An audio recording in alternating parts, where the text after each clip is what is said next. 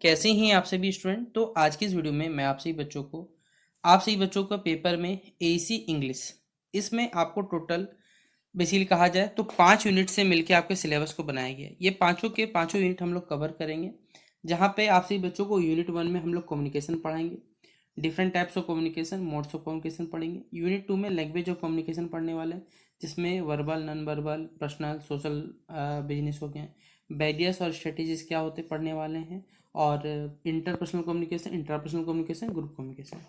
Unit 3 speaking skills पढ़ने वाले हैं, यूनिट 4 रीडिंग स्किल्स है, और यूनिट 5 आपका राइटिंग स्किल्स है। इस प्रकार से 5 यूनिट मिलके आपके एएससी इंग्लिश के सिलेबस को बनाया गया है, और इस पेपर में इससे जो भी सवाल पूछे जाएंगे वो सीधा आपको मैं बताने वाला हूँ। तो चलिए वीडियो को शुरू करते हैं। पसंद आए लाइक कर सकते हैं, चैनल पे न्यू है सब्सक्राइब कर सकते हैं, बेल आइकन पे क्लिक करें ताकि इसी प्रकार जब भी हमारा न्यू वीडियो आएगा सबसे पहले आपको अपडेट मिल जाएगा। डिस्क्रिप्शन बॉक्स में Telegram, Facebook, Twitter, Insta link available है, जहाँ फॉलो करना चाहे कर सकते हैं। पहला ही सवाल है जो पेपर में आपको पूछा जाएगा कि what is communication and what are the different types of communication. Communication क्या होता है, कम्युनिकेशन के जो डिफरेंट टाइप्स हैं, अलग अलग टाइप के जो कम्युनिकेशन होते हैं उनके बारे में बताइए। तो सबसे पहले कम्युनिकेशन की बात करें तो क्या होता है, अगर आप इंग्लिश में पढ़ना चाहते हैं तो इंग्लिश में पढ़ें, मैं आपको हिंदी में भी समझा देता हूँ कि कम्युनिकेशन एक ऐसा प्रोसेस है जहाँ आप अपने आइडियाज़ को, इंफॉर्मेशन को, थॉट्स को, इमोशंस को लोगों के बीच, या कह सकते हैं अपने इंडिविजुअल्स के बीच क्या कर सकते हैं, शेयर कर सकते हैं, साझा कर सकते हैं थ्रू डिफरेंट चैनल्स, मतलब बहुत सारे माध्यम के थ्रू आप इन्हें शेयर कर सकते हैं। ये आपके लिए जरूरी है, एसेंशियल है कोलेब्रेशन के लिए, आपकी समझ के लिए, रिलेशनशिप बिल्डअप करने के लिए, आपके पर्सनल जीवन पे भी और आपके जो प्रोफेशनल जीवन है उसके कंटेक्स्ट में भी, दोनों के दोनों।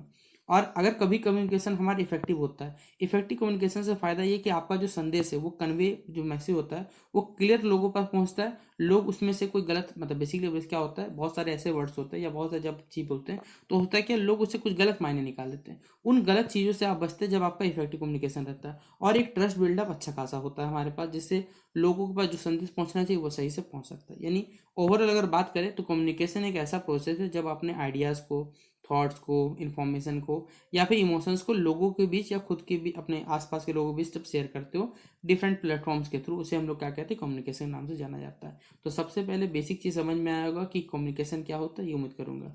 अब इसके बाद देखिए पूछा जाता है कि इस कम्युनिकेशन के क्या क्या की कंपोनेंट्स है। तो सबसे पहला है सेंडर, मतलब जो भेजने वाला है मैसेज हमारे पास, एक ऐसा पर्सनल जो मैसेज को स्टार्ट करता है, इनिशिएट करता है, इसलिए लिखा हुआ है the person who initiate the message और इन्फॉर्मेशन, यानी वो व्यक्ति जो बेसिकली मैसेज को शुरुआत करता है या फिर इन्फॉर्मेशन को इनिशिएट शुरुआत करने का काम करता है। फिर उसके बाद अगला जो मेन कंपोनेंट होता है वो होता है मैसेज, यानी वो संदेश जिसमें आपने क्या किया है, जिसको लोगों को आपको भेजना है, जो मैसेज आपने लिखा है बेसिकली, ठीक है।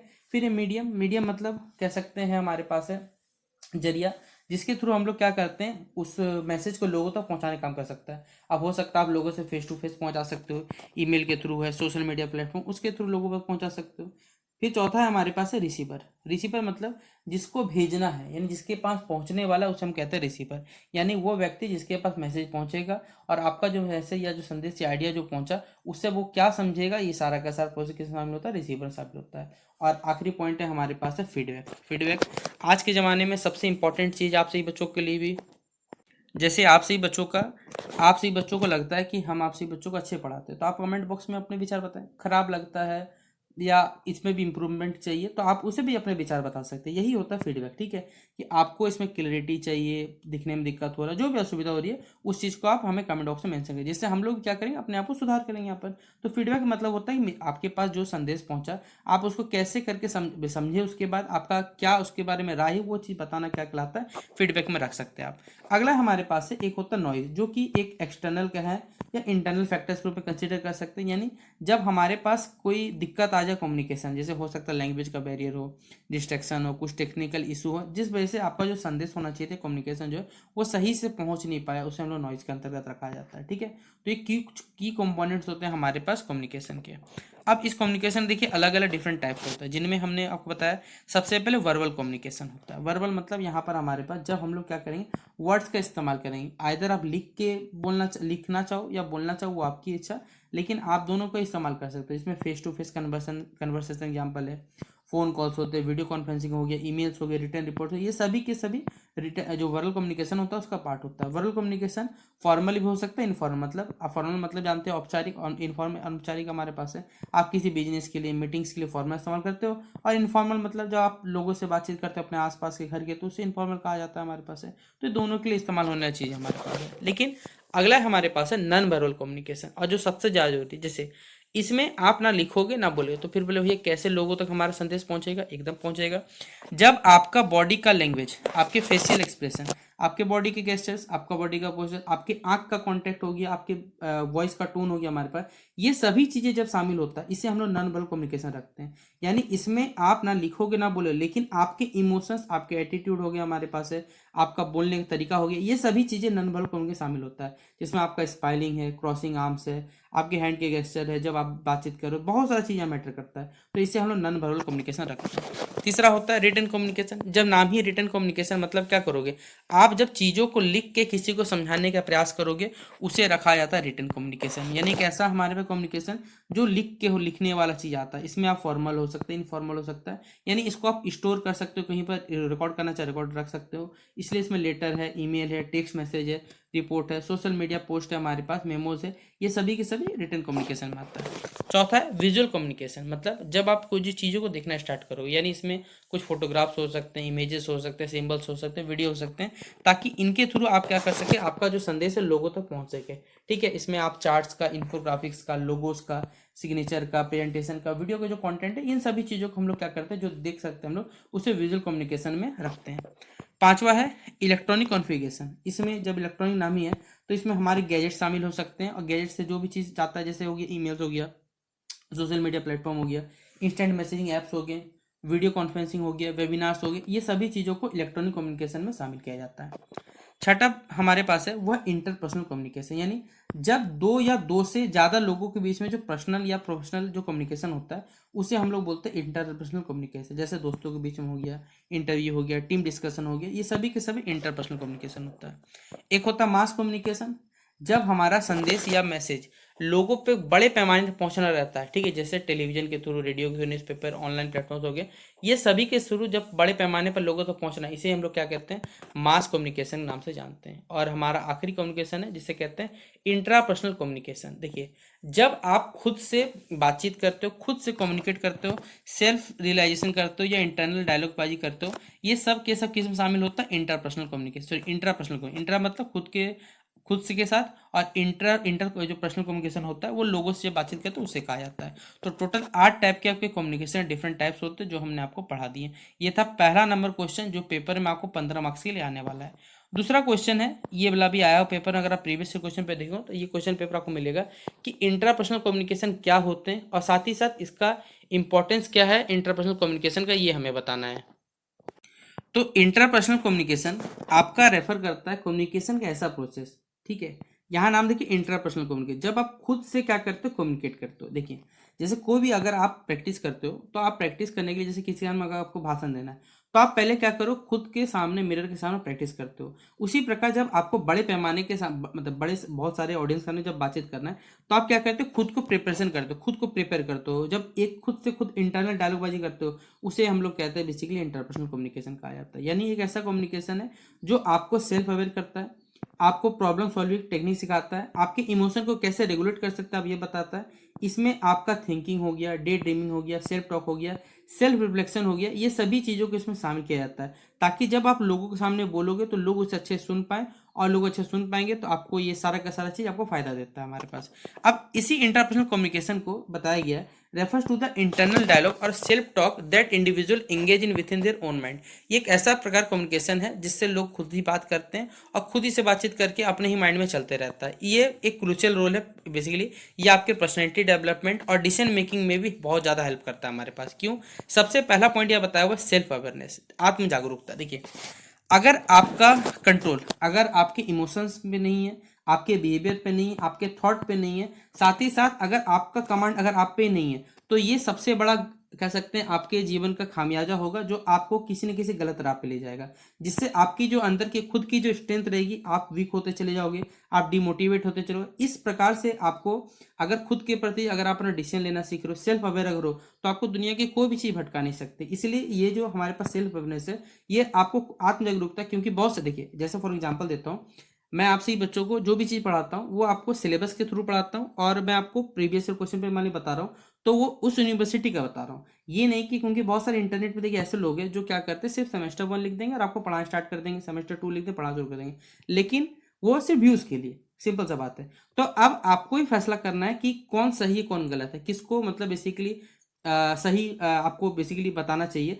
वो भी आप बता सकते हैं कि अगर मान लीजिए कोई गलत कर रहा है, आप उस चीज़ को बताएं कि हाँ भैया, अगर मैं भी गलत हूँ तो आप हमें कमेंट बॉक्स में बता सकते हैं। कोई गलत है आप उसे भी बताइए कि भैया या सर जो भी रहेंगे, आप उन्हें बताइए कि सर आप जो भी बता रहे हो वो उसका नाम लीजिए, जो भी बता रहे हैं ये सर बताइए। यानी आपके अंदर अगर खुद सेल्फ अवेयरनेस नहीं है, तो फिर ये आपके लिए दिक्कत पैदा कर सकता है। इसलिए इंटरपर्सनल कम्युनिकेशन से आपके अंदर जो सेल्फ अवेयरनेस होता है वो जागरूक होता है, ये बताया गया है।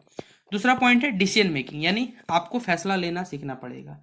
आप देखिए बहुत सारे ऐसे सिचुएशंस होते हैं जहां पर आप बहुत ज़्यादा चिंतन में चले जाते हो, उसके बाद आपको समझ नहीं आता कि आपको क्या फैसला लेना है। इसलिए जब भी आपके अंदर खुद ब खुद कन्वर्सेशन हो, इंटरनल आपका कन्वर्सेशन होगा, तो इसमें आपका जो भी आउटकम निकलेगा वो आपके विचारों से विचारों को basically आपके विचार जो रहेंगे वो आपके फैसले को प्रभावित करेगा। इसलिए आपको जीवन में क्लैरिटी चाहिए, लोगों को उनके बेसिकली अगर आप कहा किसी आपका डिसीजन मेकिंग करना है, तो उस समय आपको यही चीज़ काम देने वाला है हमारे पास इंटरपर्सनल कम्युनिकेशन।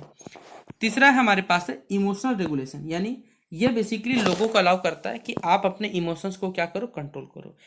क्योंकि जब आप खुद से इंटरनेट डायलॉगबाजी करोगे तो आप खुद को बेहतर समझ सकते हो, आप खुद को समझा सकते हो, और आपके इमोशंस को आप क्या कर सकते हो, कंट्रोल। जैसे गुस्सा आता है, कभी आपको चिड़चिड़ापन लगता है, ये सभी चीज़ों को आप क्या कर सकते हो, कंट्रोल करने का काम करते हो। चौथा पॉइंट है हमारे पास है गोल सेटिंग और प्रॉब्लम सॉल्विंग। देखिए interpersonal communication through basically individual क्या करते हैं, अपने ब्रेन पे कंट्रोल पाते हैं, और इससे आप एक गोल को सेट कर सकते हो। फिर उस गोल को पाने के लिए क्या क्या टेक्निक्स हो सकते हैं, या किस प्रकार उनके सामने जो प्रॉब्लम्स है उनको सॉर्ट आउट कैसे करते हो, ये सभी चीज़ इसमें सिखाया जाता है। पांचवा पॉइंट है हमारे पास सेल्फ मोटिवेशन। देखिए इंटरपर्सनल कम्युनिकेशन से आप सेल्फ अवेयरनेस तो होते ही होते हो, साथ ही साथ आपको सेल्फ मोटिवेशन मिलता है, क्योंकि आपके पॉजिटिव थॉट्स हो गए, आपके एफर्मेशन हो गए, ये आपको इंकरेज करता है अंदर से, जिस वजह से आपका जो भी जीवन में जो भी ऑब्स्टेकल्स आते हैं उन सभी चीज़ों का आप सामना कर सकते हैं।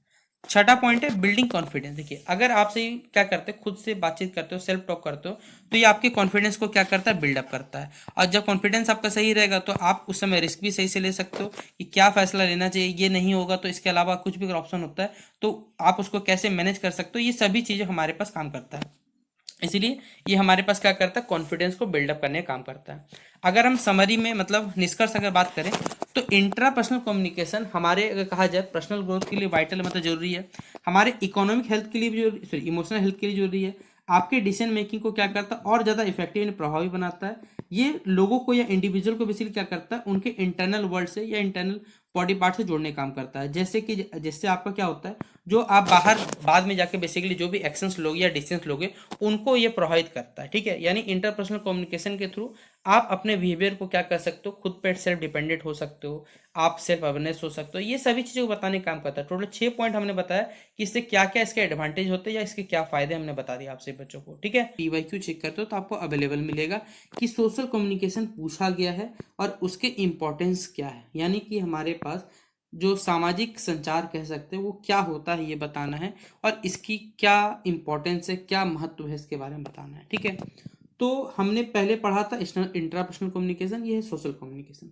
जब आप social communication refers to the way people exchange information ideas feelings through and thoughts in a social context, यानी आप जब भी अपने विचार, अपने आइडियाज, अपने फीलिंग्स, अपने थॉट्स को सोशल कंटेक्स्ट में मतलब समाज के कंटेक्स्ट में देखा जाए, संदर्भित में बेसिकली शेयर करते हो या बताते हो, उसे हम लोग कहते हैं सोशल कम्युनिकेशन। ठीक है, इसमें आप verbal communication, non verbal communication दोनों ही फॉर्म का इस्तेमाल करते हो, क्योंकि हो सकता है इसमें आप स्पीच दे रहे हो, आपके बॉडी लैंग्वेज हो, फेशियल एक्सप्रेशन हो, आपके टोन का वॉइस हो, ये सभी चीज़ों को शामिल किया जाता है। It occurs in everyday interaction between individuals और groups and can takes place in various settings such as casual conversation, professional environment and even in online spaces. जैसे कि अब एग्जांपल दूं, आप सभी बच्चे मुझे सुन रहे हैं, ये भी सोशल कम्युनिकेशन। क्यों?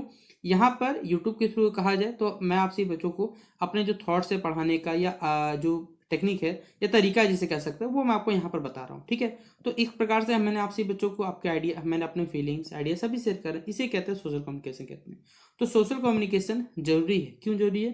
ताकि एक रिलेशनशिप बिल्डअप हो सके, कॉन्फ्लिक्ट्स को यानी जो वाद विवाद है उसे रिजॉल्व किया जा सके, जो इन्फॉर्मेशन के थ्रू या फिर कहा जाए नॉलेज के थ्रू, नॉलेज शेयर के थ्रू यहाँ पर ये सारे के सारे चीज़ों को हम लोग क्या कर सकते हैं, सॉर्ट आउट किया जा सकता है हमारे पास। ठीक है, तो ये होता है पहले सोशल कम्युनिकेशन, कि आप अपने आइडियाज़ को बड़े पैमाने पर या कह सकते हैं लोगों के साथ शेयर कर सकते हो, जहाँ लेकिन समाज के कह सकते हैं संदर्भ में यहाँ पर। ठीक है, अब इसका क्या इंपॉर्टेंस है? सबसे पहला है, ये रिलेशनशिप को क्या करता है, बिल्ड करता है। यानी इफेक्टिव सोशल कम्युनिकेशन अगर होता है तो ये लोगों के बीच में, ठीक है, एक अंडरस्टैंडिंग, एक समझ और विश्वास को क्या करता है, जन्म देता है। और जहाँ विश्वास होता है वहां पर कोई भी चीज रहेगा, कम्युनिकेशन रहेगा। जहाँ ये क्यों जरूरी है? क्योंकि ताकि इससे हमारा जो पर्सनल डेवलप कह सकते हैं, पर्सनल और जो प्रोफेशनल रिलेशनशिप होता है वो हमारे लिए क्या हो जाता है, इंपॉर्टेंट हो जाता है, जरूरी हो जाता है, और ये उसको आगे लेके चलता है। यानी बेसिकली कहा जाए, जैसे सोशल कम्युनिकेशन के थ्रू क्या होता है, एक रिलेशनशिप बिल्डअप होता है, और यही रिलेशनशिप क्या करेगा, जब बिल्डअप हो जाएगा हमारे पास है तो इफेक्टिव होगा। इफेक्टिव मतलब प्रभावी होगा, लोग अच्छे से समझ पाएंगे। अगला पॉइंट है इनहेंस कोलेबोरेशन। देखिए, जब कहीं पर आप किसी वर्क या ग्रुप सेटिंग से जब रहता है हमारे पास, तो एक अच्छा कम्युनिकेशन क्या करता है, एक बेसिकली उसको काम रहता है टीम वर्क का, जहां पर ये इंश्योर किया जाता है कि आइडियाज, गोल्स और टास्क को सभी को अलाइन किया जाएगा, और जो जिससे जब सभी लोग मिलकर अच्छे से काम करेंगे तो प्रोडक्टिविटी बढ़ेगा। और प्रोडक्टिविटी क्यों बढ़ता है? क्योंकि लोगों का कोऑपरेशन, सहयोग रहता है सब मिलकर। ठीक है, ये होता है इनहेंस कोलैबोरेशन। तीसरा है फैसिलिटेट करता है कॉन्फ्लिक्ट रेजोल्यूशन को। देखिए, जब आपके पास क्लियर और रेस्पेक्टफुल कम्युनिकेशन होता है, यानी सही और सटीक जब जानकारी आपके पास है, तो यहाँ पर जो भी मान लीजिए कोई भी कॉन्फ्लिक्ट होगा तो उसमें मिसअंडरस्टैंडिंग होता है या कॉन्फ्लिक्ट में ही रहता है, इन सभी चीज़ों को वो क्या करता है, रिजॉल्व करने का काम करता है, जिससे यहाँ पर लोगों के बीच में जो इंटरेक्शन रहता है वो लगातार बढ़ते चला जाता है। ठीक है, personal sorry promotes emotional wellbeing. देखिए, अगर कहा जाए एक हेल्दी सोशल कम्युनिकेशन क्या करता है, बेसिकली हमारे पास है, इंडिविजुअल को अपने फीलिंग्स शेयर करने का जगह देता है। आप अपने स्ट्रेस को रिलीज कर सकते हो। आप इससे क्या होगा कि आपका जो मेंटल हेल्थ रहेगा वो इंप्रूव होगा। It provides a support system for people to share their experience. ये बेसिकली एक सपोर्ट सिस्टम देता है जिससे लोग जो है अपने एक्सपीरियंस को साझा कर सकते हैं। पांचवा पॉइंट है इंक्रीज अंडरस्टैंडिंग। देखिए, ये क्या करता है, हमारे पास बताया हुआ है, सोशल कम्युनिकेशन क्या करता है, एक्सचेंज करता है आपके कल्चरल, सोशल और पर्सनल जो भी पर्सपेक्टिव उनको शेयर करता है, जिससे लोगों के बीच में जो इम्पैथी होती है और लोगों के बीच में समझ है वो क्या करता है, डिफरेंट, क्योंकि हम लोग जानते हैं बाद में भी हम कह सकते हैं बहुत सारे कैटेगरीज के लोग हैं हमारे पास, सभी के बीच में क्या होता है, एक समझ जो रहता है वो लगातार बढ़ते रहता है। अगला है advances personal development. Social communication के थ्रू क्या होता है, इंडिविजुअल्स के बीच में क्या होता है, ये जो लोगों के बीच में लोग एंगेज रहते हैं, जिनसे उनके लैंग्वेज स्किल्स, लिसनिंग एबिलिटीज़ होगी, इमोशनल इंटेलिजेंस हो गया, इन सभी चीज़ों में भी क्या होता है, विकास होता है। तो इन सेंस अगर कहा जाए तो सोशल कम्युनिकेशन क्या है, जिसके थ्रू मानव के जीवन में लोगों को बेहतर बनाया जाता है, लोगों के एक्सपीरियंसेस साझा होते हैं, और साथ ही साथ यहाँ पर मीनिंगफुल एक बॉन्ड बनता है हमारे पास, ये होता है सोशल कम्युनिकेशन। तो सोशल कम्युनिकेशन क्या होता है, इसका क्या इंपॉर्टेंस है, ये सभी चीज़ें हमने यहाँ पर आपको शेयर किया। ठीक है, अगला क्वेश्चन यूनिट 2 से आपका है कि मोनोलॉग क्या होता है। ठीक है, अभी आप लोग डायलॉग तो सुने ही होंगे, बस मोनोलॉग सुनिएगा। डायलॉग में दो लोगों की आवश्यकता होती है, मोनोलॉग में बस सिंगल पर्सनल से भी काम चल जाता है।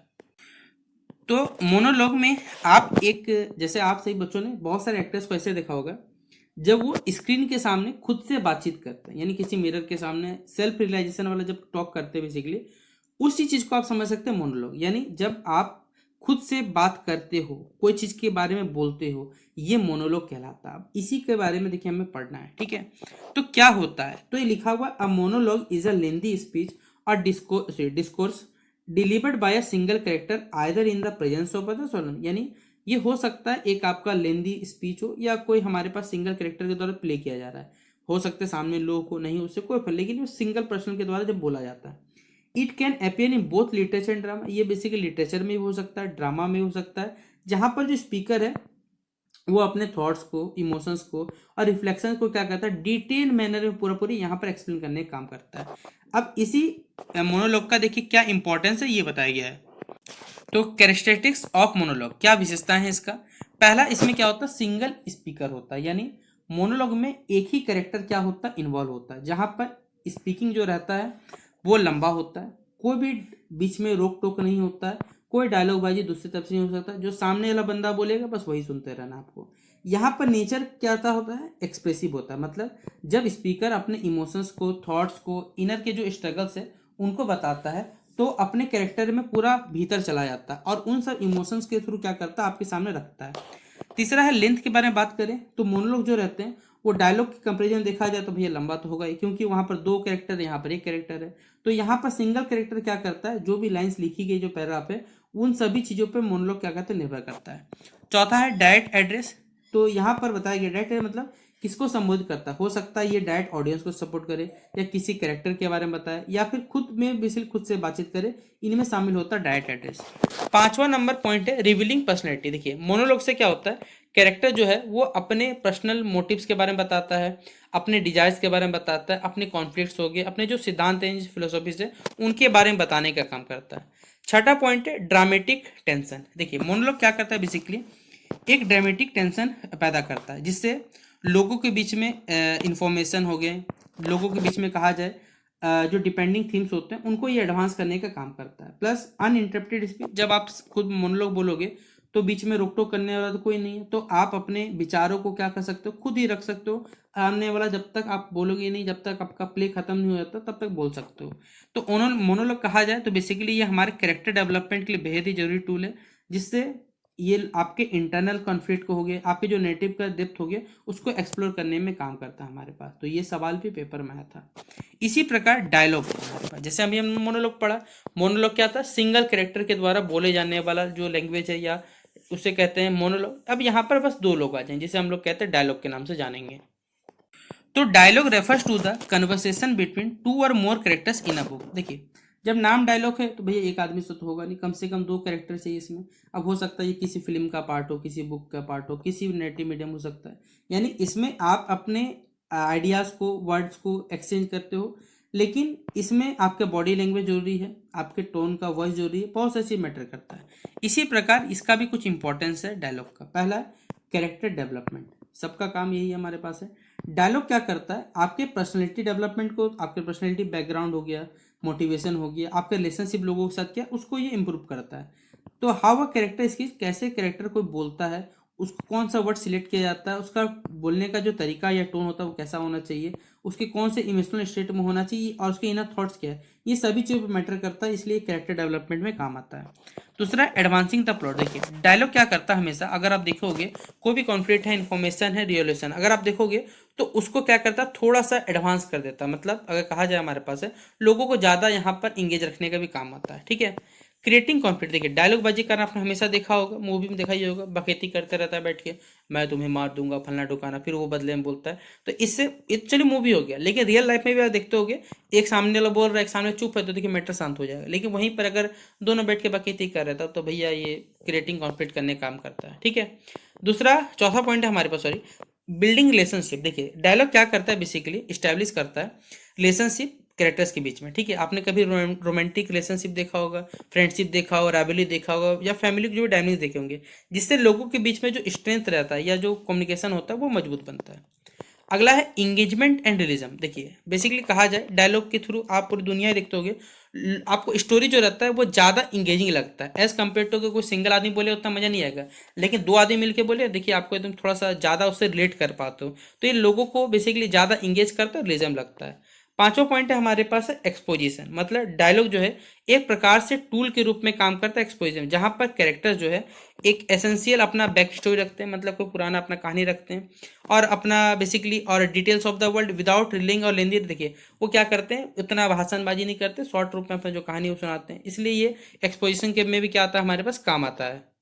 पेपर अगर आपको जीडी ली जाए तो आप एसएससी जीडी में सोच लेना, ये ग्रुप डिस्कशन है। ठीक है, यहाँ पर ग्रुप डिस्कशन क्या होता है, इसके क्या इंपॉर्टेंस है, और साथ ही साथ इसके एडवांटेज यानी इसके क्या फायदे हैं, क्या नुकसान है, सॉरी माफ करिएगा, इसके क्या होते हैं बताना है। ठीक है, तो ग्रुप डिस्कशन आप लोग अपने दोस्तों के साथ भी किए होंगे कहीं ना कहीं, जहाँ पढ़ाई छोड़ के बाकी सब होता है आपको ही मालूम है, लेकिन जहाँ सीरियस होता है वहाँ पर सब कुछ चलता है। ये लिखा हुआ है, a group discussion is a structured conversation where a group of people comes together to discuss a particular topic और इशू।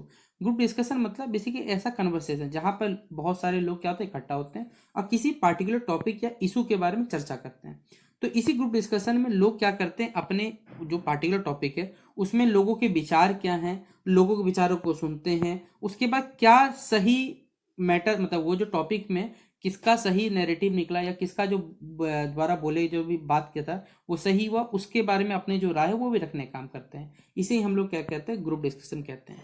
अब इस ग्रुप डिस्कशन का देखिए बहुत सारे इंपॉर्टेंस है। पहला, आपके कम्युनिकेशन स्किल को इन्हेंस करता है, मतलब बढ़ाने का काम करता है ग्रुप डिस्कशन, क्योंकि आपका, याद रखिएगा, एक अच्छा स्टूडेंट वही है जो अच्छे से सुनता है और उसके बाद जाके अपनी राय देता है। इसलिए आप सभी बच्चों को मैं बोलूंगा कि जैसे आप सभी बच्चों को मैं पढ़ा रहा हूँ, आप पहले क्या करें, इस वीडियो का आपको कोई नोट्स बनाने की आवश्यकता नहीं है। मैंने आप सभी बच्चों को हमेशा बोला है कि आप कुछ मत करिए, आपको पेपर में जो भी आपके एक्स्ट्रा पेपर है उनको कोई नोट्स बनाने की आवश्यकता नहीं है। आप पेपर जानते जाइएगा, आप पेपर से पहले आप सारे के सारे वीडियोस हमारे चैनल पे देख लीजिए, आप खुद ब खुद आपके अंदर इतना कॉन्फिडेंस आ जाएगा कि पेपर खुद लिख के आ पाओगे। यही फायदा रहता है, याद रखिएगा, ठीक है। तो आप सबसे पहले उन चीज सुखो, माफ करिएगा, सबसे पहले उन चीजों को सुनो, अच्छे सुनोगे, उसके बाद आप उनको बोलना सीखो, उसके बाद अपने जो भी विचार है उन सब चीजों को रखना सीखो। ये आपके कम्युनिकेशन स्किल्स को क्या करता है, इनहेंस करता है, बढ़ावा देने का काम करता है। दूसरा, टीम वर्क को क्या करता है, फोस्टर करता है। मतलब जब देखिए ग्रुप डिस्कशन होता है हमारे पास है, तो यहाँ पर लोगों का कोलेबोरेशन होगा, टीम वर्क होगा, सभी अपने विचार रखेंगे और सभी का एक कॉमन गोल होना चाहिए, जिससे यहाँ पर जो भी पार्टिसिपेंट है सब मिलजुल के काम करें, अपने आइडियाज रखें और लोगों के पॉइंट्स को भी सुने कि हाँ कौन सा सही है क्या गलत है, जो भी अपने विचार वो उनका सुनना चाहिए। फिर इसमें क्रिटिकल थिंकिंग होता है और प्रॉब्लम सॉल्विंग सिखाया जाता है। यानी एक ग्रुप डिस्कशन के थ्रू जो भी इंडिविजुअल्स है लोगों चीज़ों का क्रिटिकली सोचते हैं, एनालाइज करते हैं लोगों के व्यू पॉइंट्स को, उसके बाद जो भी प्रॉब्लम के सॉल्यूशन हो सकता है उस चीज़ में अपनी राय देने का काम करते हैं। यानी आपको प्रॉब्लम सॉल्विंग एबिलिटी सिखाई जाती है। साथ ही साथ आपके कॉन्फिडेंस को क्या करता है, इंप्रूव किया जाता है। देखिए जब आप लोगों के सामने बोलोगे तो इससे आपके आइडियाज़ होंगे, आपका जो कॉन्फिडेंस रहेगा वो मजबूत होगा, तो कहीं ना कहीं आपके कॉन्फिडेंस को बिल्डअप करता है। साथ ही साथ यहाँ एक्सपोजर टू डाइवर्सिटी, देखिए ग्रुप डिस्कशन के थ्रू क्या होता है, डिफरेंट पर्सन, डिफरेंट के सभी के व्यू पॉइंट्स अलग अलग हो सकते हैं, तो यहाँ पर किसी भी टॉपिक में उनकी जो समझ हो या उनके जो विचारधारा वो रखने का काम करते हैं हमारे पास है। इससे क्या होता है, ग्रुप डिस्कशन के थ्रू आपको लीडरशिप की क्वालिटीज देखने को मिलते हैं। जैसे ग्रुप डिस्कशन के थ्रू आप अपने विचार जो है वो रख सकते हो, जिससे आपका जो कन्वर्सेशन रहता है अगर आपका सही है तो लोग आपकी बातों को सुनेंगे, जिससे आपकी लीडरशिप क्वालिटीज को भी बढ़ते रहता है। साथ ही साथ सातवां पॉइंट है टाइम मैनेजमेंट। देखिए एक ग्रुप डिस्कशन क्या होना चाहिए, एक सेट कह सकते हैं सेट डेटा टाइम में होना चाहिए। मतलब बेसिकली आपसे बच्चे ग्रुप नहीं, वरना क्या होगा, जैसे न्यूज़ वाले बखेती तो दिन भर करते रहते हैं लेकिन कोई पार्टिकुलर टाइम तक नहीं करते, क्यों, उनको मालूम है जनता देख रही है। लेकिन अगर आपसे बच्चे अगर ग्रुप डिस्कशन कर रहे हो, 1 घंटा में इतना टॉपिक कंफर्म क्लियर करना है, लोगों को विचार भी सुनना है, सब कुछ रखना है, तो ये सब के सब क्या रहा है, टाइम मैनेजमेंट स्किल आपको सिखाने का काम करता है ये हमारे पास, ठीक है। तो ये इसके कुछ कह सकते हैं इंपॉर्टेंस थे या कैरेक्टरिस्टिक थे। अगला इसी का देखिए हमारे पास क्या एडवांटेज है और डिसएडवांटेज पड़े। एडवांटेज मतलब इसके फायदे क्या हैं, तो आइए जानते हैं सबसे पहले। तो पहला पॉइंट है मल्टीपल परस्पेक्टिव्स, यानी ग्रुप डिस्कशन क्या करता है, डिफरेंट, मतलब कह सकते हैं अलग अलग लोगों के व्यू पॉइंट्स को सबसे पहले रखता है, जिससे लोगों के अलग अलग विचारधारा को सुना जाता है, लोगों का नजरिया क्या, ये सब चीज फायदा होता है, और लोगों का सॉल्यूशन क्या हो सकता है उनसे बात होता है। साथ ही साथ ये आपको सिखाता है, ये आपको एक्सपीरियंस इसके थ्रू बेसिकली आपका जो नॉलेज होता है, अगर आप पार्टिकुलर टॉपिक के बारे में नहीं पता आप सुनते हो, और आपका नॉलेज को इन्हेंस करने का काम करता है। डिसीजन मेकिंग, देखिए जब बहुत सारे हमारे पास इनपुट्स मिलते हैं, ये डिसीजन को आपको क्या करता है, प्रभावित करता है, और जब डिसीजन प्रभावित होगा तो आप उसमें से बेहतर रिजल्ट को खोजने की कोशिश करते हो, इसलिए ये आपके डिसीजन मेकिंग को इंप्रूव करता है। आपकी क्रिएटिविटी बूस्ट, मतलब देखिए ग्रुप डिस्कशन के थ्रू आपका क्रिएटिव थिंकिंग हो गया, क्योंकि आपको अलग अलग सोल्यूशन मिले, उसके बाद जाके यानी आप यहाँ इन ऑप्शन में से सोच रहे हो कि कौन सा बेस्ट हो सकता है, यूनिक सोल्यूशन खोजते हो, इसे कहते हैं क्रिएटिंग बूस्ट करना हमारे पास है। टीम वर्क और कोलेबोरेशन, देखिए इससे क्या होता है, टीम वर्क क्या होता है, बेसिकली पार्टिसिपेंट के बीच में क्या होता है, बढ़ता है हमारे पास है, लोगों का जो कम्युनिकेशन स्किल होता है और ज़्यादा बेहतर हो पाता है। और ये टाइम वेस्ट, मतलब अगर आप एक टाइम लिमिट में सारी चीज़ों को खत्म कर दोगे, जितने भी इशू रहेंगे वो सॉल्व हो जाते हैं, तो ये आपके टाइम एफिशिएंसी को क्या करता है, बढ़ावा देने का काम करता है। ये तो उसके कुछ फायदे हो गए जो हमेशा आपको फायदा बताएगा, लेकिन नुकसान तो इसका बहुत ज़्यादा है। जैसे पहला, कुछ लोग ऐसे होते हैं, जो पार्टिसिपेंट ऐसे होते हैं जो लोगों को बोलने ही नहीं देते, अपने विचार ही बस रखते चले जाते हैं, जिससे लोगों का व्यू पता नहीं चलता। ग्रुप थिंकिंग, देखिए और बहुत सारा ऐसा चीज भी होता है जिसमें ग्रुप क्या सोचता है वो मतलब नहीं, लेकिन किसी पार्टिकुलर इंडिविजुअल का मतलब इसलिए जो सोच है वो सुनना पड़ता है, और इससे हमेशा क्या होता है, ग्रुप डिस्कशन देखे होंगे आप लोग कि कहीं ना कहीं कॉन्फ्लिक्ट होता है, झगड़ा होता है, वाद विवाद ये देखने मिलता है, और जब ग्रुप डिस्कशन लंबा चले तो भैया ये हो जाएगा, टाइम कंज्यूमिंग हो जाता है, प्लस इसमें होता क्या है, अगर इक्वल नंबर पार्टिसिपेंट है तो चलिए फिर भी यहाँ पर मैनेज किया जा सकता है, जहाँ पर लोगों से राय लिया, लेकिन कभी अनइक्वल होता है, कभी ज़्यादा होता है, कम होता है, प्रेशर रहता है हमारे पास है। देखिए जैसे पार्टिसिपेंट जो है वो महसूस करते हैं कि लोगों का जो मेजोरिटी पीपल उनका बात तो मानना पड़ता है, ठीक है। दूसरा लैक ऑफ फोकस, मतलब बेसिकली कहा जाए तो जिस डिस्कशन उसको नहीं छोड़ के क्या होता है, बाकी सब चीज़ पे यहाँ बात होता है, इसलिए यहाँ पर लैक ऑफ फोकस देखा जाता है हमारे पास। तो ये होता है ग्रुप डिस्कशन, इसके क्या इंपॉर्टेंस है, इसके क्या एडवांटेज डिसएडवांटेज, ये सभी चीज़ें हमने आपको यहाँ पर बताया, ठीक है। अगला सवाल है हमारे पास है इफेक्टिव कम्युनिकेशन, और इसका क्या इंपॉर्टेंस है ये बताने बोला गया आपको। तो इफेक्टिव कम्युनिकेशन बताते हैं, क्या इंपॉर्टेंस है आइए जानते हैं। कम्युनिकेशन तो हमने आपको पढ़ा दिया था। इफेक्टिव कम्युनिकेशन क्या होता है, जब आपका इंफॉर्मेशन, आपके आइडियाज, आपके थॉट क्लियर हो, कंसाइज हो, अंडरस्टैंडेबल हो, मतलब लोग इजीली समझ सके उसे, जहां पर आप बोलो नहीं बस या फिर अगर कहा जाए it involve not only speaking writing but also listening and understanding the message being convert. देखिए यहाँ पर सिर्फ लिखना बोलना जरूरी नहीं है, यहाँ पर आपके द्वारा जो मैसेज दिया जा रहा है वो लोगों तक सही से कन्वे हो पाए, ये जरूरी है। इफेक्टिव कम्युनिकेशन यही इंश्योर करता है कि आपका जो मैसेज हो वो सही से एक्यूरेटली लोगों पर डिलीवर हो और लोग उसे बिना कोई दिक्कत हो आसानी से समझ पाए, यही क्या कहलाता है हमारे पास इफेक्टिव कम्युनिकेशन कहलाता है। अब इसी इफेक्टिव कम्युनिकेशन के कुछ इंपॉर्टेंस है, जैसा ये रिलेशनशिप को क्या करता है, इनहेंस करता है। रिलेशनशिप मतलब यहाँ पर आप अपने बाबू सोना जादू टोना रिलेशनशिप ना सोचे, यहाँ पर रिलेशनशिप मतलब होता है लोगों के बीच में जो एकता है, लोगों के बीच में जो भावना है, उसको ये क्या करता है, मजबूत करता है। जैसे आप सही बच्चे मुझसे जुड़े हुए, मैंने आप सही बच्चों को अपना परिवार माना हुआ है, ये मेरा परिवार है, सौरभ टॉक्स का परिवार है। तो मैंने आप सही बच्चों को हमेशा बोला है कि जब तक मुझसे हो पाता मैं आप सही बच्चों को जितना भी हो पाएगा, आप अभी सेमेस्टर 1 में पढ़ रहे हैं, सेमेस्टर जब तक कंप्लीट होगा, जब तक अगर मुझे लाइफ में ऐसे कोई दिक्कत नहीं होता तब तक मैं आपसे बच्चों को सारा का सारा जो कोर्सेज रहेगा वो आपको पढ़ाता रहूँगा, फ्री ऑफ कॉस्ट आपको हमारे चैनल पे मिलता रहेगा, ठीक है। तो ये मैंने आपसे बच्चों को, इससे क्या होता है, आपसे बच्चे मुझसे जब भी मिलते हैं, बहुत सारे बच्चे हमसे मिलते रहते हैं, तो बच्चे बहुत सारे बच्चों से हमें बातचीत भी होती है, तो कहीं ना कहीं रिलेशनशिप भी रहता है, वो बेहतर भी बनता है, मिसअंडरस्टैंडिंग कम होता है। देखिए होता क्या है, जब कम्युनिकेशन सही नहीं हो पाता तो जब लोग कुछ बोलने आते हैं पता चला और कुछ बोल दी, जिससे गलतफहमी पैदा होता है, और गलतफहमी जहाँ पैदा हो गया फिर तो दिक्कत ही हो जाता है। इसलिए मिसअंडरस्टैंडिंग को कम करने का काम करता है हमारे पास इफेक्टिव कम्युनिकेशन। तीसरा है इम्प्रूव करता है प्रोडक्टिविटी को, मतलब जब टीम वर्क और इंडिविजुअल कम्युनिकेट करते हैं, बेसिकली सही से टास्क को कंप्लीट करते हैं, ऑब्जेक्टिव्स को कंप्लीट करते हैं, तो ये चीज़ों का प्रोडक्टिविटी जो है उसे लगातार बढ़ाते रहता है। ये क्या करता है, प्रमोट करता है बेसिक कोलेब्रेशन को, मतलब टीम वर्क हो गया, लोगों को ज़्यादा से ज़्यादा लोगों को जोड़ने के प्रति, लोगों को सेम जोड़ने के प्रति काम करता है कि लोगों के बीच में कॉमन गोल होते रहे। कन्फ्लिक्ट का रिजोल्यूशन होगा, मतलब देखिए क्या होगा, कोई बात विवाद हुआ तो भैया उसको रिसॉल्व करने के लिए क्या तरीका हमारे पे, एक अच्छा कम्युनिकेशन होना चाहिए, उससे काम करता है। लोगों के बीच में क्या करता है, जब कम्युनिकेशन सही से हो पाएगा तो ये लोगों के अंदर का जो कॉन्फिडेंस है उसको क्या करता है, बूस्टअप करने का काम करता है। क्लियर इंस्ट्रक्शन रहेंगे, एक्सेप्टेशन रहेंगे, तो लोगों को बेसिकली उनके काम करने में कोई दिक्कत नहीं होगा, जिससे एफिशिएंसी क्या होगा, अच्छे से बढ़ेगा हमारे पास है। डिसीजन मेकिंग में सबसे ज़्यादा इंपॉर्टेंट है, क्यों, क्योंकि अगर आपका इन्फॉर्मेशन सही से कम्युनिकेट हो चुका है तो इन लोगों को क्या करता है, इन्फॉर्मेशन सही से मिल पाता है, जब एक्यूरेट डिसीजन मिलेगा, एक्यूरेट जब इन्फॉर्मेशन मिल जाएगा तो उनको फैसला लेने में किसी प्रकार का दिक्कत नहीं आएगा, इसलिए ये डिसीजन मेकिंग में हेल्पफुल है। इसलिए कहा जाए इफेक्टिव कम्युनिकेशन हमारे जीवन के हर पहलू में, चाहे आपके पर्सनल जिंदगी हो, चाहे आपको वर्क प्लेस हो, चाहे आपके किसी भी प्रकार आप किसी भी चीज़ में काम करते हो, तो वहाँ पर ये जरूरी पड़ता है हमारे पास इफेक्टिव कम्युनिकेशन। अब देखिए इसी कम्युनिकेशन के, मतलब इफेक्टिव कम्युनिकेशन के कुछ बेनिफिट्स है, मतलब कुछ फायदे। पहला, इंप्रूव करता है रिलेशनशिप को। रिलेशनशिप मतलब जैसा कि हो सकता है यहाँ पर इंडिविजुअल्स के बीच में हो, बड़े पैमाने पर लोगों के बीच में जो रिलेशनशिप होता है उसको यह क्या करता है, बढ़ावा देने का काम करता है, यानी लोगों के बीच में जो कह सकते जो बॉन्डिंग है उसको मजबूती देता है। जो मिसअंडरस्टैंडिंग हो गया, जो अगर मान लीजिए कोई गलती से कोई मिसट्रस्ट हो गया, उसको दूर करने का या कम करने का कार्य करता है हमारे पास, इसलिए ये रिलेशनशिप को क्या करता है, इंप्रूव करता है। दूसरा पॉइंट है इंक्रीज करता है प्रोडक्टिविटी को, मतलब प्रोडक्टिविटी मतलब जब सभी लोग मिलकर सेम टास्क पे मान लीजिए काम कर रहे हैं, तो जब सेम टास्क पे काम करेंगे तो लोगों को काम करना इजी रहेगा, और जहाँ कोई दिक्कत, कोई इन्फॉर्मेशन सबको सही मिल रहा है, तो यहाँ पर प्रोडक्टिविटी हर चीज़ का बढ़ेगा ही बढ़ेगा। बेटर प्रॉब्लम सॉल्व, देखिए इफेक्टिव कम्युनिकेशन में क्या है कि जब आप अपने आइडियाज को शेयर करते हो, कोलैबोरेशन करते हो बेसिकली, तो यहाँ पर जो भी प्रॉब्लम सॉल्विंग का बेस्ट ऑप्शन हो वो हमें मिल पाता है, ठीक है। इनहेंस करता है टीम वर्क, क्योंकि जब सब लोग मिलकर साथ में काम करेंगे तो टीम का जो गोल रहेगा कॉमन गोल रहेगा, और इससे क्या होगा, टीम वर्क क्या होगा, इनहेंस होगा।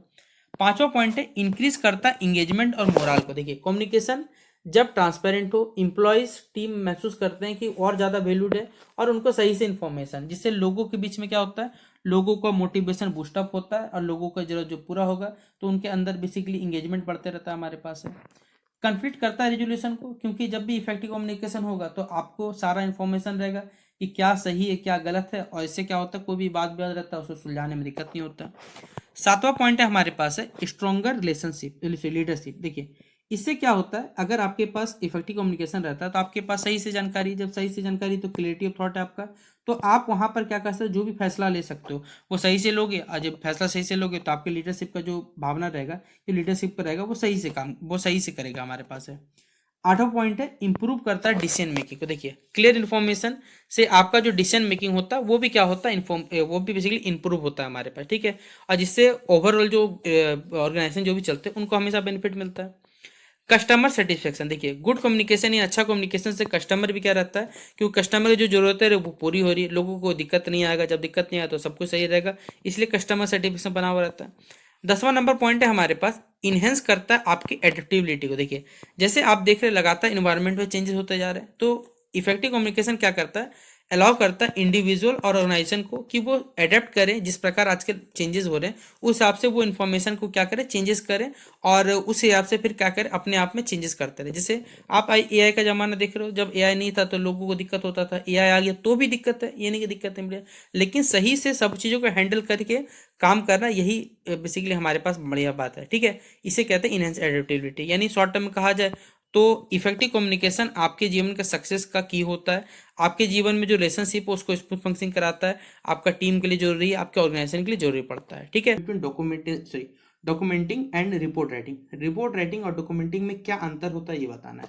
देखिए ये दोनों ही चीज जो है हमारे पास है, हमने आपको कम्युनिकेशन पढ़ाया था। देखिए आप सही बच्चे, जो भी बच्चे अगर ये हमारा पहला वीडियो देख रहे हैं तो आप लोग सबसे पहले जितने भी इस साल के हमने एसी के वीडियो डाले हैं इंग्लिश के, आप उनको देख डालिए पहले, क्योंकि बेसिक क्लियर होगा तो ही आप लोग आगे की चीज़ें समझ पाएंगे। क्योंकि सबसे पहले अगर आपको कम्युनिकेशन ही नहीं पता, रिटर्न कम्युनिकेशन नहीं पता, तो आपको डॉक्यूमेंटेशन रिपोर्ट राइटिंग समझ में थोड़ा सा दिक्कत हो सकता है, ठीक है। तो कम्युनिकेशन के ही देखिए बेसिकली जो रिटर्न कम्युनिकेशन है उसी का दो पार्ट होता, मतलब दो पार्ट बोलिए, या इसी का एक पार्ट, एक जरूरी पार्ट है हमारे पास जिसको बोलते हैं डॉक्यूमेंटेशन और रिपोर्ट राइटिंग, ठीक है।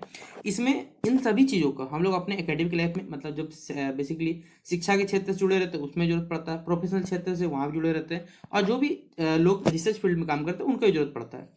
Although they are very closely related, they differ different purpose. देखिए दोनों दोनों एक दूसरे से रिलेटेड जरूर है, लेकिन अपने पर्पस के उद्देश्य यानी उद्देश्य के नजर देखा जाए तो दोनों में बहुत सारी असमानता देखी जाती है। स्ट्रक्चर के आधार पर, स्टाइल है, एप्लीकेशन है, सभी के यूजेस के आधार पर दोनों डिफरेंशिएट है। आइए इन दोनों में अंतर समझने की कोशिश करते हैं कि क्या क्या अंतर हो सकते हैं। पहले मीनिंग के अगर आधार पर बात करें, मतलब दोनों का अगर अर्थ निकालते उस आधार पर क्या अंतर हो सकता है। पहला, documentation means recording, collecting and preserving information और डेटा फॉर रेफरेंस, एविडेंस और फ्यूचर यूज। देखिए डॉक्यूमेंटिंग मतलब होता है कि आप कोई भी चीज़ों को क्या कर सकते हैं, रिकॉर्ड कर सकते हो, कलेक्ट करते हो, और उस इंफॉर्मेशन को एक जगह डेटा के रूप में संभाल के रखो, ताकि भविष्य में उसे रेफरेंस के लिए, संदर्भ के लिए, एविडेंस के लिए या फ्यूचर यूज के लिए आप संभाल के रख सकते हो। It include the process of writing down facts, इसमें आप कोई फैक्ट्स को लिखते हो, फिगर्स को लिखते हो, ऑब्जर्वेशन क्या क्या चीज़ पता चला और क्या क्या एक्टिविटीज आपने पूरे सिस्टमेटिक वे में किया, उससे सारे के सारे चीज़ को आप संभाल के रखते हो।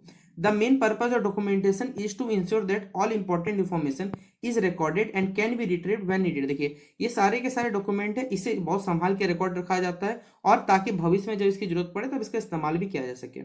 For example maintaining meeting minutes, इसमें ये देखिए बहुत सारे एग्जाम्पल है, जिसको बोलते हैं मीटिंग मिनट्स बोलते हैं, रिसर्च नोट्स बोलते हैं, मेडिकल केस हिस्टोरी हो गया, ये सब के सब डॉक्यूमेंटेशन के ही फॉर्म होते हैं हमारे पास, ठीक है। अब अगला जो है रिपोर्ट राइटिंग।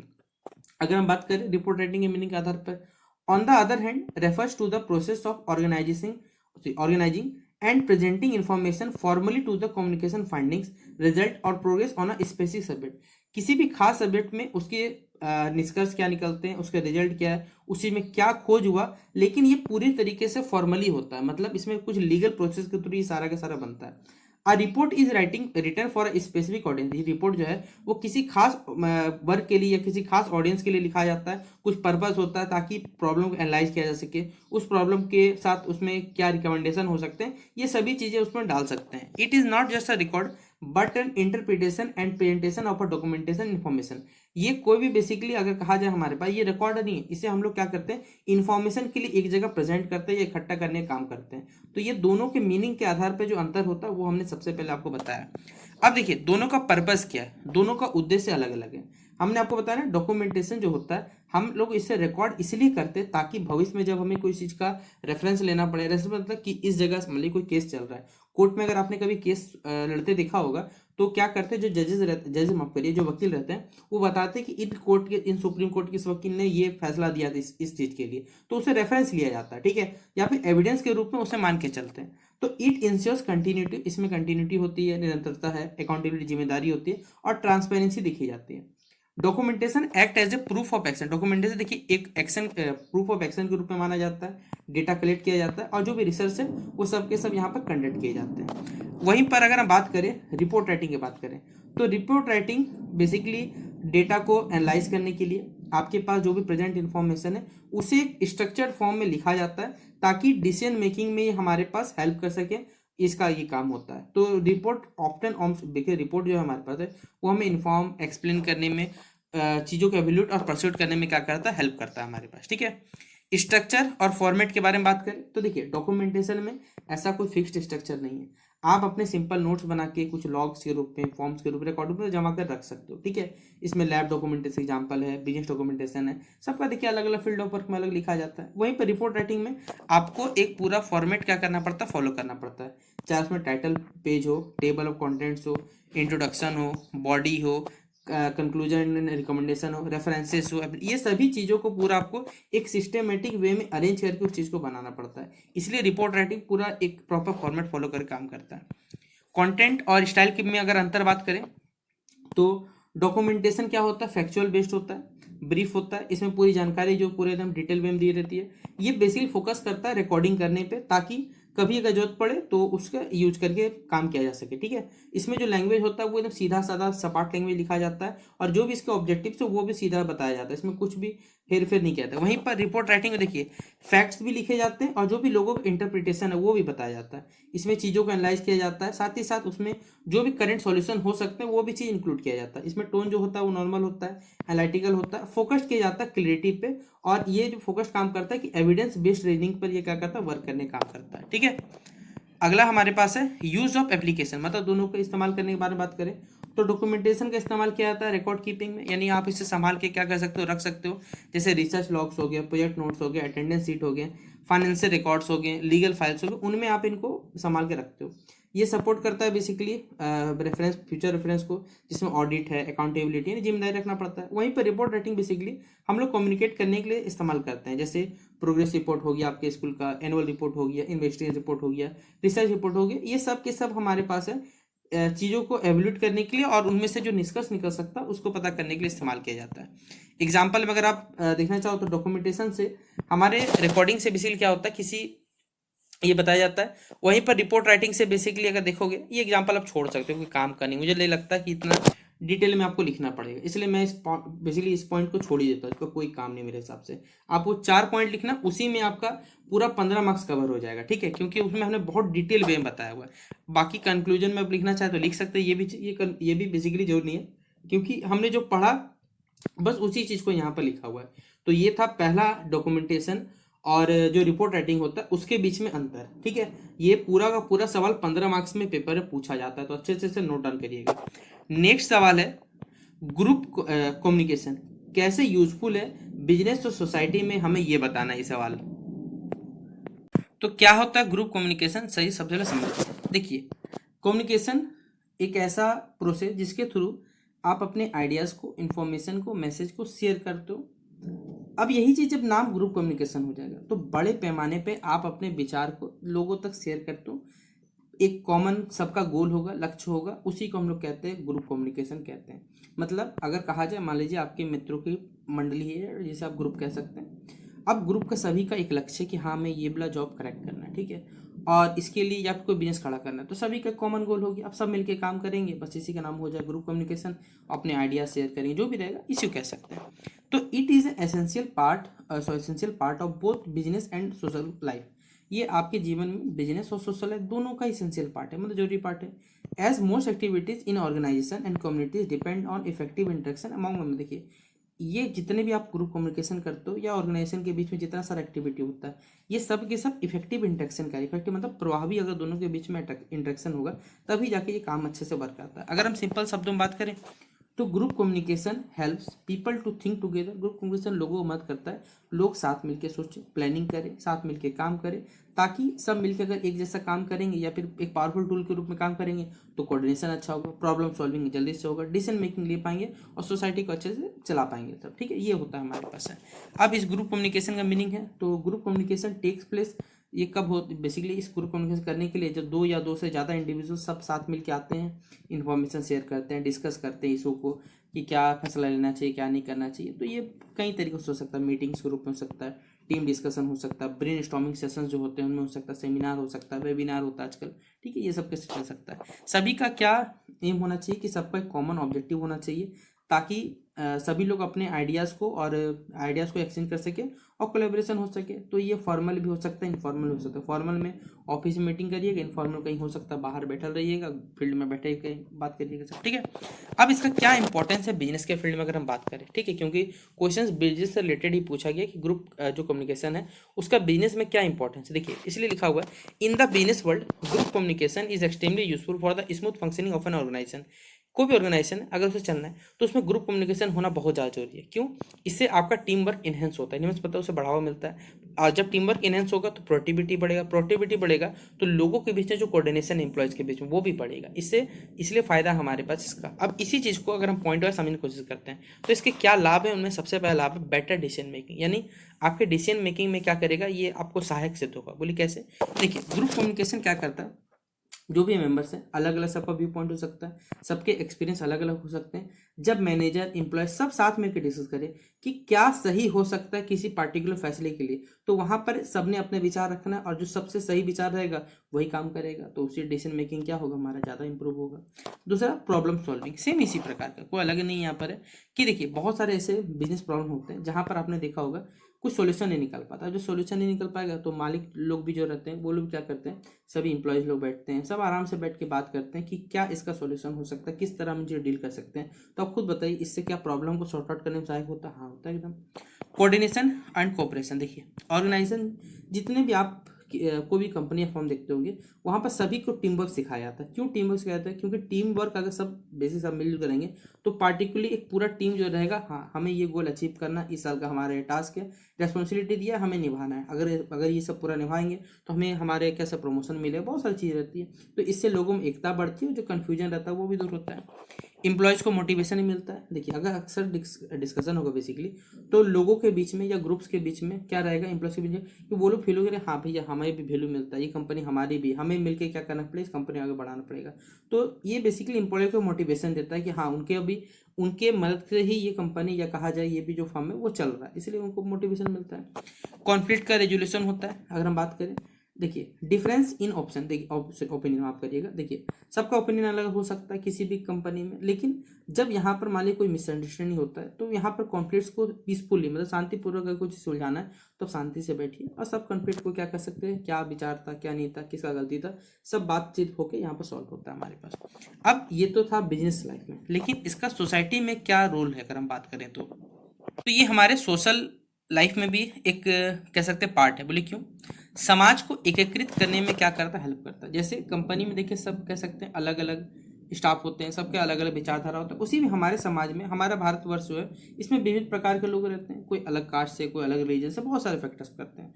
लेकिन सभी लोग अगर मिलजुल के किसी चीज़ पे काम करते हैं तो सब एकदम अच्छे से चलता है। और बाहरी जो दुनिया रहती है, जैसे बाहरी जो देश रहते हैं वो हमारे भारत को हमेशा तोड़ना चाहते हैं, हमारे देश की एक जो एकता है उससे भंग करना चाहते हैं, तो उस चीज़ को भंग नहीं कर पाएंगे, उसे तोड़ नहीं पाएंगे। क्यों?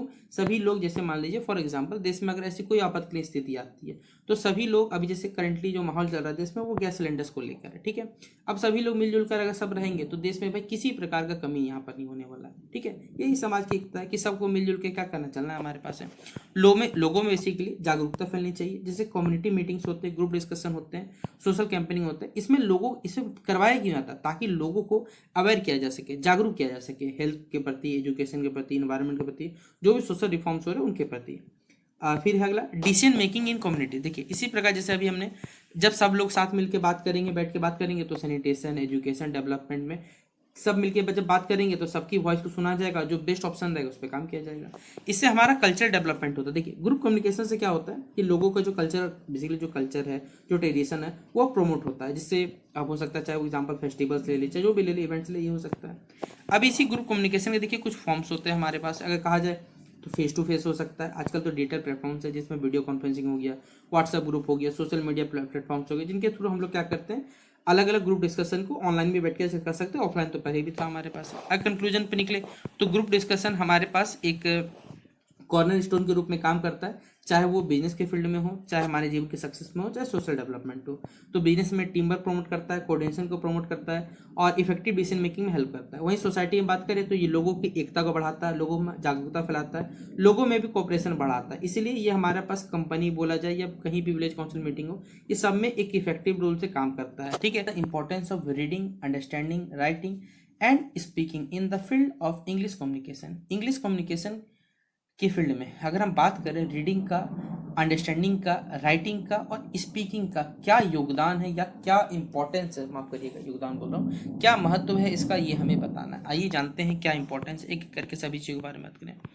तो इंग्लिश कम्युनिकेशन, जैसे हम लोग सिर्फ नाम सुने होंगे, आपके पास स्किल होना चाहिए, बस अब नाम आ गया इंग्लिश कम्युनिकेशन। मतलब आज का जो हमारा ग्लोबल वर्ल्ड है, जहाँ पर अगर आपको मार्केट में टिके रहना है तो आपको इंग्लिश आनी चाहिए, इस ताकि आपका एजुकेशन, बिजनेस, सोशल इंटरेक्शन का फाउंडेशन होता है बेसिकली इंग्लिश कम्युनिकेशन। ठीक है, ये जो हमने आपको बताया, रीडिंग, इंग्लिश, अंडरस्टैंडिंग, राइटिंग और स्पीकिंग, ये बेसिकली 4 मेजर कंपोनेंट्स है इफेक्टिव इंग्लिश कम्युनिकेशन के। सबका अपना अपना अलग अलग योगदान है, ताकि क्योंकि आपके पर्सनल्स के जो एबिलिटी को बढ़ाता है, आपको कॉन्फिडेंट बनाता है, ताकि आपके लाइफ में जब बेसिकली आपके ये 4 स्किल मिलके आपको कह सकते हैं कम्युनिकेशन करने में सहायता करते हैं, या फिर कहा जाए आपका कम्युनिकेशन सबसे बेस्ट हो पाए, इसमें हेल्प करता है वो। क्योंकि जब आपको जरूरत पड़ेगा, मान लीजिए फॉर एग्जांपल आप किसी भी टीवी इंटरव्यू के, अगर वहाँ पर मान लीजिए कोई अंग्रेजी अगर ऐसा प्लेटफॉर्म आता है, आपसे पूछा जाए, अगर आपका कम्युनिकेशन अच्छा नहीं रहेगा तो सिंपल सा बात है, आप वहाँ पर फर्स्ट जब नर्वस हो सकते हो। इसलिए कम्युनिकेशन आना, यहाँ पर ये जो 4 फैक्टर्स है, ये आपको सीखना पड़ेगा। पहला है रीडिंग, यहाँ हमारे पास, तो reading is the first and most fundamental skill in learning English. देखिए रीडिंग जो हमारे पास, यानी बेसिकली जो हम लोग पठन करते हैं या फिर पढ़ना स्टार्ट करते हैं, इंग्लिश पढ़ना भी एक कला है कहा जाए हमारे पर। क्यों? ये आपको इन्वॉल्व करता है, आप वर्ड्स को रिकॉग्नाइज, याद रख सको, उनके मतलब समझ सको, और उन सब चीज़ों से जो लिखे गए टेक्स्ट जो है उनसे क्या मतलब समझते, उस पर हमें हेल्प करता है। तो reading helps in expanding vocabulary. Reading आपको वोकेबलरी को एक्सपेंड करने में, आपकी ग्रामर को इम्प्रूव करने में, आपको डेवलप करता है, आपकी कॉम्प्रहेंसिव इंग्लिश स्किल्स को इम्प्रूव करने में हमारे पास है। तो नॉलेज इन्हेंसमेंट में सबसे पहला इसका योगदान है कि अगर आप बुक्स पढ़ते हो, न्यूज़पेपर पढ़ते हो, जर्नल्स पढ़ते हो, ताकि आपको अलग अलग सब्जेक्ट के, अलग अलग कल्चर्स के नॉलेज की प्राप्ति हो सके। दूसरा है आपका वोकेबलरी बिल्डिंग होता है, यानी बेसिकली बात किया जाए, क्योंकि आपको मालूम है कि वोकेब में क्या होता है भाई, अलग अलग शब्दों के अलग अलग फ्रेजेस है, सबके अलग अलग मतलब होता है, अलग सेंटेंस के हिसाब से। तो ये आपको समझने में क्या करता है, हेल्प करता है। दूसरा है हमारे पास है इम्प्रूव्ड राइटिंग एंड स्पीकिंग। आपको जब अगर एक अच्छा रीडर वही है जो अच्छा लिख सकता है और जो अच्छा बोल सकता है, यानी आपको लिखना भी आना चाहिए, बोलना भी आना चाहिए और सब पढ़ना भी आना चाहिए, तब जाके आपका सेंटेंस सही होता है और आप उस चीज़ को अच्छे से बता पाते हो। ठीक है, दूसरा क्रिटिकल थिंकिंग आपके अंदर होना चाहिए। रीडर के अंदर अपने अंदर एक ऐसा skill develop, analytical skill develop करना चाहिए, ताकि जब वो पढ़े तो इजीली उस चीज़ को, कंटेंट को समझ सके और अपने उसके बाद जो विचार। दस, reading is the gateway. Reading जो है बेसिकली एक गेटवे है लर्निंग और इंग्लिश कम्युनिकेशन में आपको मास्टरिंग करने का, ये बताया है। ठीक है, दूसरा है अंडरस्टैंडिंग, मतलब आपकी समझ। Understanding means the ability to comprehend the meaning, मतलब जो भी चीज़ आपने पढ़ा, मान ली उसके पीछे उसका क्या उद्देश्य था, क्या मीनिंग था, क्या उसके पीछे इमोशंस छिपे हुए थे उन शब्दों के पीछे, ये आपको समझ आनी चाहिए। तो it is the bridge between receiving end interpreting. ये बेसिकली एक ब्रिज के रूप में काम करता है कि उस इंफॉर्मेशन से आपने क्या सीखा, क्या मतलब निकाला। तो बिना समझे कम्युनिकेशन वो कभी भी सक्सेसफुल तो हो नहीं सकता, इसलिए आपको चीज़ें समझ आती है तो ज़्यादा आपके लिए सक्सेसफुल होता है। इसलिए एक्यूरेट इंटरप्रिटेशन होना चाहिए, मतलब अगर आप अंडरस्टैंडिंग मतलब समझ पाते हो चीज़ों को, जो लिसनर रहेगा तो उनसे सही मैसेज को क्या कर सकता है, इंटरप्रेट कर सकता है। उसके बाद क्या करेगा, देखिए जब आप कोई मैसेज को अच्छे से समझ सकते हो तो आप एक इफेक्टिव रिस्पॉन्स दिखा सकते हो, क्योंकि मान लीजिए जो चीज़ आपको समझ ही नहीं आएगा तो आप रिस्पॉन्स कैसे करोगे, खुद सोचो ना, इसीलिए दिक्कत होता है। दूसरा है, ये रिलेशनशिप बिल्ड करने में क्या करता है, सहायता करता है। देखिए अगर आप कन्फ्यूजन में, अगर आपको कुछ समझ नहीं आएगा, जब समझ नहीं आएगा तो कन्फ्यूजन क्रिएट होगा, जिस वजह से कहा जाए आपके प्रोफेशनल हो लाइफ हो चाहे वो पर्सनल जिंदगी हो, दोनों में असुविधा दे सकता है। इसीलिए अगर आपको रिलेशनशिप बिल्डअप करना है तो आपको समझ को, आपका समझ बेहतरीन होगा तो आप कन्फ्यूजन से दूर रहिएगा, ये फायदा है। आपके एकेडमिक और आपके जो पर्सनल प्रोफेशनल सक्सेस है उसमें भी क्या करता है, हेल्प करता है। जैसे क्लासरूम्स हो गए, मीटिंग्स हो गए, इंटरव्यू हो गया, कॉम्प्रीहेंशन हो गया, ये सब के सब की रोल प्ले करते हैं बेसिकली हमारे पास, हमारे आइडियाज़ को और रीडिंग्स को बेसिकली इफेक्टिव समझने में। इसलिए अगर अंडरस्टैंडिंग से बेसिकली ये कम्युनिकेशन का एक फाउंडेशन पार्ट है हमारे पास, ठीक है। तीसरा है राइटिंग। राइटिंग मतलब जब आप चीज़ों को क्या कर सकते हो, लिखते हो। लिखने का संदर्भ यहाँ पर हमारे पास है कि आप अपने थॉट्स को, आइडियाज़ को, इन्फॉर्मेशन को एक क्लियरली और ऑर्गेनाइज्ड मैनर में लिखो, ताकि लोग जब उसे पढ़े तो आप इजीली, आसान से समझ सके। इसलिए लिखा हुआ है रीडिंग बुरा माफ करिएगा, writing is a formal and permanent mode of expression used in education, business and administration. देखिए एजुकेशन में, बिजनेस में, एडमिनिस्ट्रेशन में राइटिंग बेसिकली क्या है हमारे पास, एक फॉर्मल और एक परमानेंट मोड है आपको अपने विचारों को एक्सप्रेस करने का यहाँ हमारे पास, ठीक है। प्रोफेशनल एक्सप्रेशन में बात करें तो एक अच्छा राइटिंग स्किल्स जो रहता है वो एसेंशियल रहता है हमारे पास, ताकि हम प्रिपेयर कर सकें रिपोर्ट को, ईमेल्स को, प्रपोजल्स को और एकेडमिक पेपर्स को। क्लैरिटी एंड प्रिसिजन के बारे में बात करें तो राइटिंग आपको हेल्प करता है, आपको लॉजिकली और अपने जो विचार है उनको एक्सप्रेस करने में क्या करता है, हमारे पास हेल्प करने का काम करता है। रिकॉर्ड कीपिंग, क्योंकि अगर आप कोई चीज़ को रिकॉर्ड करोगे तो सिंपल सा बात है, आप उसे अपने पास रिकॉर्ड के रूप में रखा जा सकते हो, और जब रखा हुआ रहेगा तो आप उसे यूज भी कर सकते हो जब भी आपको आवश्यकता पड़ती है। क्रिएटिविटी के बारे में बात करें तो राइटिंग आपको अलाउ करता है कि आप अपने एसेज को, स्टोरीज को, पोएम को किस तरह करके लोगों को और ज़्यादा प्रभावशाली तरीके से प्रस्तुत कर सकते हो। तो इफेक्टिव राइटिंग बेसिकली एक पर्सन के, अगर लैंग्वेज के ऊपर कमांड है और एबिलिटी है कम्युनिकेट करने में, तो उसमें हेल्प करता है, आपके क्लैरिटी और कॉन्फिडेंस को बताने का काम करता है। स्पीकिंग मतलब आपने सीख तो लिया, आपने लिखना तो सीख लिया, अब आपको बोलना सीखना होगा, क्योंकि ये सबसे अहम, अगर कहा जाए सबसे मेन पार्ट में आता है। क्योंकि अगर आप कोई चीज़ समझ गए लेकिन आप उसे अपने वॉइस में या कहा जाए अपने लैंग्वेज में सामने वाले को नहीं बोल सके, अगर आप कॉन्फिडेंट नहीं है, क्लियर नहीं है, फ्लुएंट नहीं है आपको बोलने, अपने आइडियाज़ को एक्सप्रेस करने में, तब तो भैया दिक्कत होने वाली। इसलिए स्पीकिंग स्किल्स जो है हमारे पास हाईली व्यूड रहता है, आपके पर्सनल ज़िंदगी में भी, पर्सनल ज़िंदगी तो नहीं उतना होता लेकिन आपके प्रोफेशनल लाइफ में और एकेडमिक कॉन्टेक्स्ट में ये बहुत ज़्यादा इंपॉर्टेंट रोल प्ले करता है। जिससे पहला आपको पर्सनल कॉन्फिडेंस देने का काम करता है। अगर आपका स्पीकिंग एबिलिटी जो है अच्छा है तो आपके अंदर सेल्फ कॉन्फिडेंस रहता है, जब आप मान लीजिए कोई प्रेजेंटेशन दे रहे हो, इंटरव्यू दे रहे हो, डिस्कशन कर रहे हो, उसमें ये आपको सहायता करता है। दूसरा है सोशल इंटरेक्शन। देखिए जब स्पीकिंग अच्छा आपका अच्छा है तो आपका रिलेशनशिप हो, चाहे आपके आइडियाज़ बताना हो या फिर आप लोगों को इन्फ्लुएंस करना हो, आप लोगों से अच्छे से कनेक्ट कर पाते हो। तीसरा है प्रोफेशनल ग्रोथ। देखिए इफेक्टिव ओरल ग्रोथ जो है बेसिकली हमारे पास है, एक की स्किल के रूप में काम करता है, जिससे आपको लीडरशिप हो गया, टीम वर्क हो गया और कस्टमर के साथ आपका इंटरेक्शन बढ़ता है। Pronunciation and fluency. देखिए बहुत सारे ऐसे वर्ड्स होते हैं जहाँ पर प्रोनाउंसिएशन में बहुत सारी दिक्कत, लेकिन अगर आपका स्पीकिंग स्किल्स अच्छा है तो आपको, आपके अंदर ये सारी कोई भी दिक्कत नहीं होगा। और जब दिक्कत ही नहीं है तो भी आप कमांड अच्छा है, और कमांड अच्छा है तो फिर आपको कोई रोक नहीं सकता। तो स्पीकिंग आपका एक ऐसा स्किल है जो आपको लाइफ में बहुत ज़्यादा मदद करता है, आपको मोटिवेशन भी करता है, ठीक है, और कभी ऐसा सिचुएशन आए तो आपको सपोर्ट भी करता है। इसलिए रीडिंग हो गया, राइटिंग हो गया, अंडरस्टैंडिंग हो गया, स्पीकिंग हो गया, ये सारे के सारे चार पिलर हैं इंग्लिश कम्युनिकेशन के। बिना इसका अगर कहा जाए तो आपको इंग्लिश कम्युनिकेशन शायद समझ ना आ पाए। इसलिए अगर आपको भी कमांड बनाना है तो आपको ये चार चीज़ों पे फोकस करना पड़ेगा, ठीक है। तो ये कंक्लूजन में हमने आपको यहाँ पर समझा दिया। तो ये था पूरा सवाल जो 15 मार्क्स में पेपर में आपसे बच्चों को पूछा जाएगा, ठीक है। अब अगला सवाल पे आते हैं जिसमें पूछा गया है, अगला सवाल है write a letter to the editor of Times of India regarding mosquito menace in your locality. अब देखिए आपके सिलेबस में आपको लेटर भी लिखने बोला गया, आपसे ये बच्चे बोले भैया हमें लेटर तो लिखना आता है। हाँ भाई एकदम आता, मैं बोलता हूँ कि हर बच्चे को आना चाहिए, और जिसको नहीं आता वो सीख लेगा, ठीक है। तो जिसको नहीं आता वो सीखिए, ठीक है।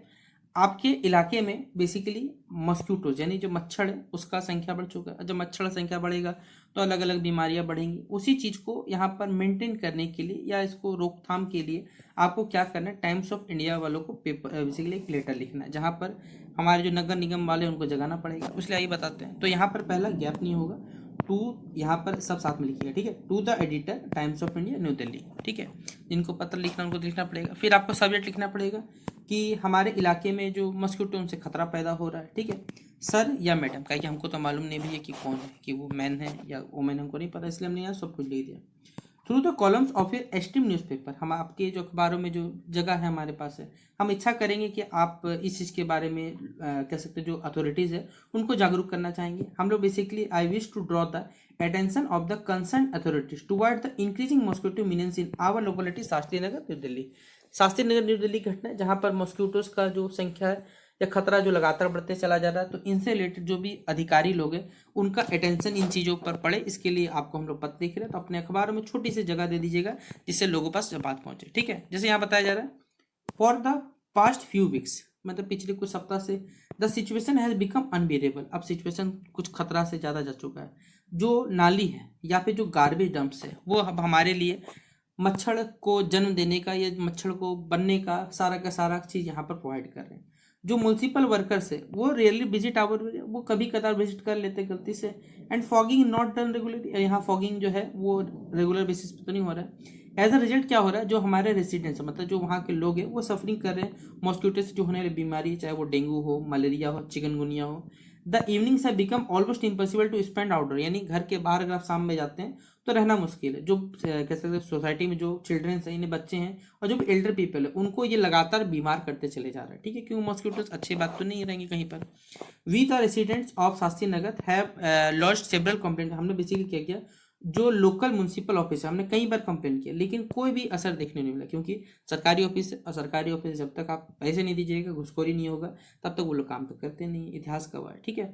The health of the people is at risk, लोगों का जो कह सकते हैं जो हेल्थ है वो अब रिस्क पर है, इसलिए अगर जल्दी इमीडिएट स्टेप नहीं लिए गए तो ये प्रॉब्लम बहुत ज़्यादा बढ़ जाएगी। तो I therefore request the concern authority, मतलब बेसिकली जो भी इससे रिलेटेड अथॉरिटीज़ है तो इस पर पूरा का पूरा एक एक्शन लिए जाए, यहाँ की नालियों को साफ कराया जा सके, गार्बेज को साफ किया जा सके और यहाँ पर रेगुलर बेसिस पे बेसिकली फॉगिंग हो सके और एक क्विक और एक सस्टेन एफर्ट दिखाया जा सके म्यूनसिपल कॉर्पोरेशन के द्वारा, ताकि कई लोगों की ज़िंदगी बच सके और ये जो महान अधिकारी लोग जिन्होंने कोई काम चोरी बेसिकली काम नहीं किया उनको यहाँ से हटाया जा सके, ठीक है। I hope this letter will draw the attention of the civic authorities and they will take necessary measures without delay। मैं बेसिकली आशा करूंगा कि इससे रिलेटेड जो भी सिविक अथॉरिटीज़ है वो उन चीज़ों पर ध्यान देंगे और बिना देरी किए हुए इन समस्या को बेसिकली सुलझाएंगे। Thank you. आपका विश्वास नहीं है, जो आपका नाम लिखना रहेगा आप अपने हिसाब से नाम लिख दीजिएगा। आप रेसिडेंट कहाँ के, शास्त्री नगर, वो लिखना लिख सकते हैं, एड्रेस लिख दीजिएगा, डेट जिस भी दिन में आप पत्र लिख रहे हो उस चीज़ को यहाँ पर मेंशन कर दीजिएगा। तो ये भी लेटर आपको आएगा पेपर में। होता है वर्बल और नॉन वर्बल कम्युनिकेशन। तो कम्युनिकेशन हमने पहले बताया हुआ था कि आप अपने थॉट्स को, आइडियाज़ को, फीलिंग को शेयर करते हैं, उसे कम्युनिकेशन कहते हैं। वर्बल और नॉन वर्बल कम्युनिकेशन, ठीक है।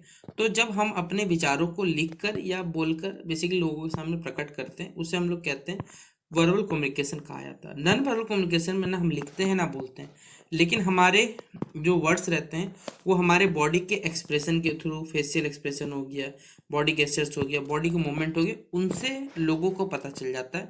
इसे हम लोग नॉन वर्बल कम्युनिकेशन में रखा जाता है। तो दोनों के बीच में शाब्दिक अर्थ में बात किया जाए तो verbal communication whenever we express our ideas और feeling through words, either it is written और स्पोकन, ठीक है।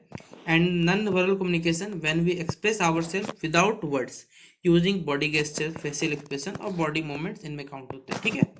अब दोनों में मीडियम यूज के बारे में बात करें तो वर्बल कम्युनिकेशन में हम लोग लैंग्वेज को क्या करते हैं, एज अ मीडियम इस्तेमाल करते हैं, चाहे आप लिख रहे होंगे या फिर बोल रहे होंगे। वहीं पर नॉन वर्बल कम्युनिकेशन में हम साइंस का इस्तेमाल करते हैं, गेस्चर्स का इस्तेमाल करते हैं, बॉडी पोस्चर का इस्तेमाल करते हैं, जो फेशियल एक्सप्रेशन हो गए, आई कॉन्टेक्ट हो गया, इन सभी चीज़ों को हम लोग इस्तेमाल करते हैं। यानी वर्बल कम्युनिकेशन में आप लैंग्वेज को एज अ मीडियम इस्तेमाल करते हो, वहीं पर नॉन वर्बल कम्युनिकेशन में आप कह सकते हैं बहुत सारे डिफरेंट साइंस होते हैं, बॉडी गेस्चर्स हो गए, इन सभी चीज़ों का इस्तेमाल किया जाता है। तीसरा एग्जांपल में बात करें तो वर्बल कम्युनिकेशन में स्पीकिंग होता है, राइटिंग लेटर्स रख सकते हैं, स्पीचेज रख सकते हैं, किसी से फ़ोन पे बात करना हो सकता है।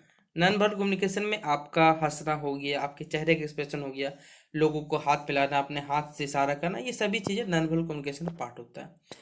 आप खुद सोचिए स्पीड ऑफ कम्युनिकेशन में, ठीक है, वर्बल कम्युनिकेशन को जब लोग लिख के या बोलकर प्रकट करते हैं तो लोग उसे स्पीडली क्या कर सकते हैं, बहुत तेजी से समझ सकते हैं।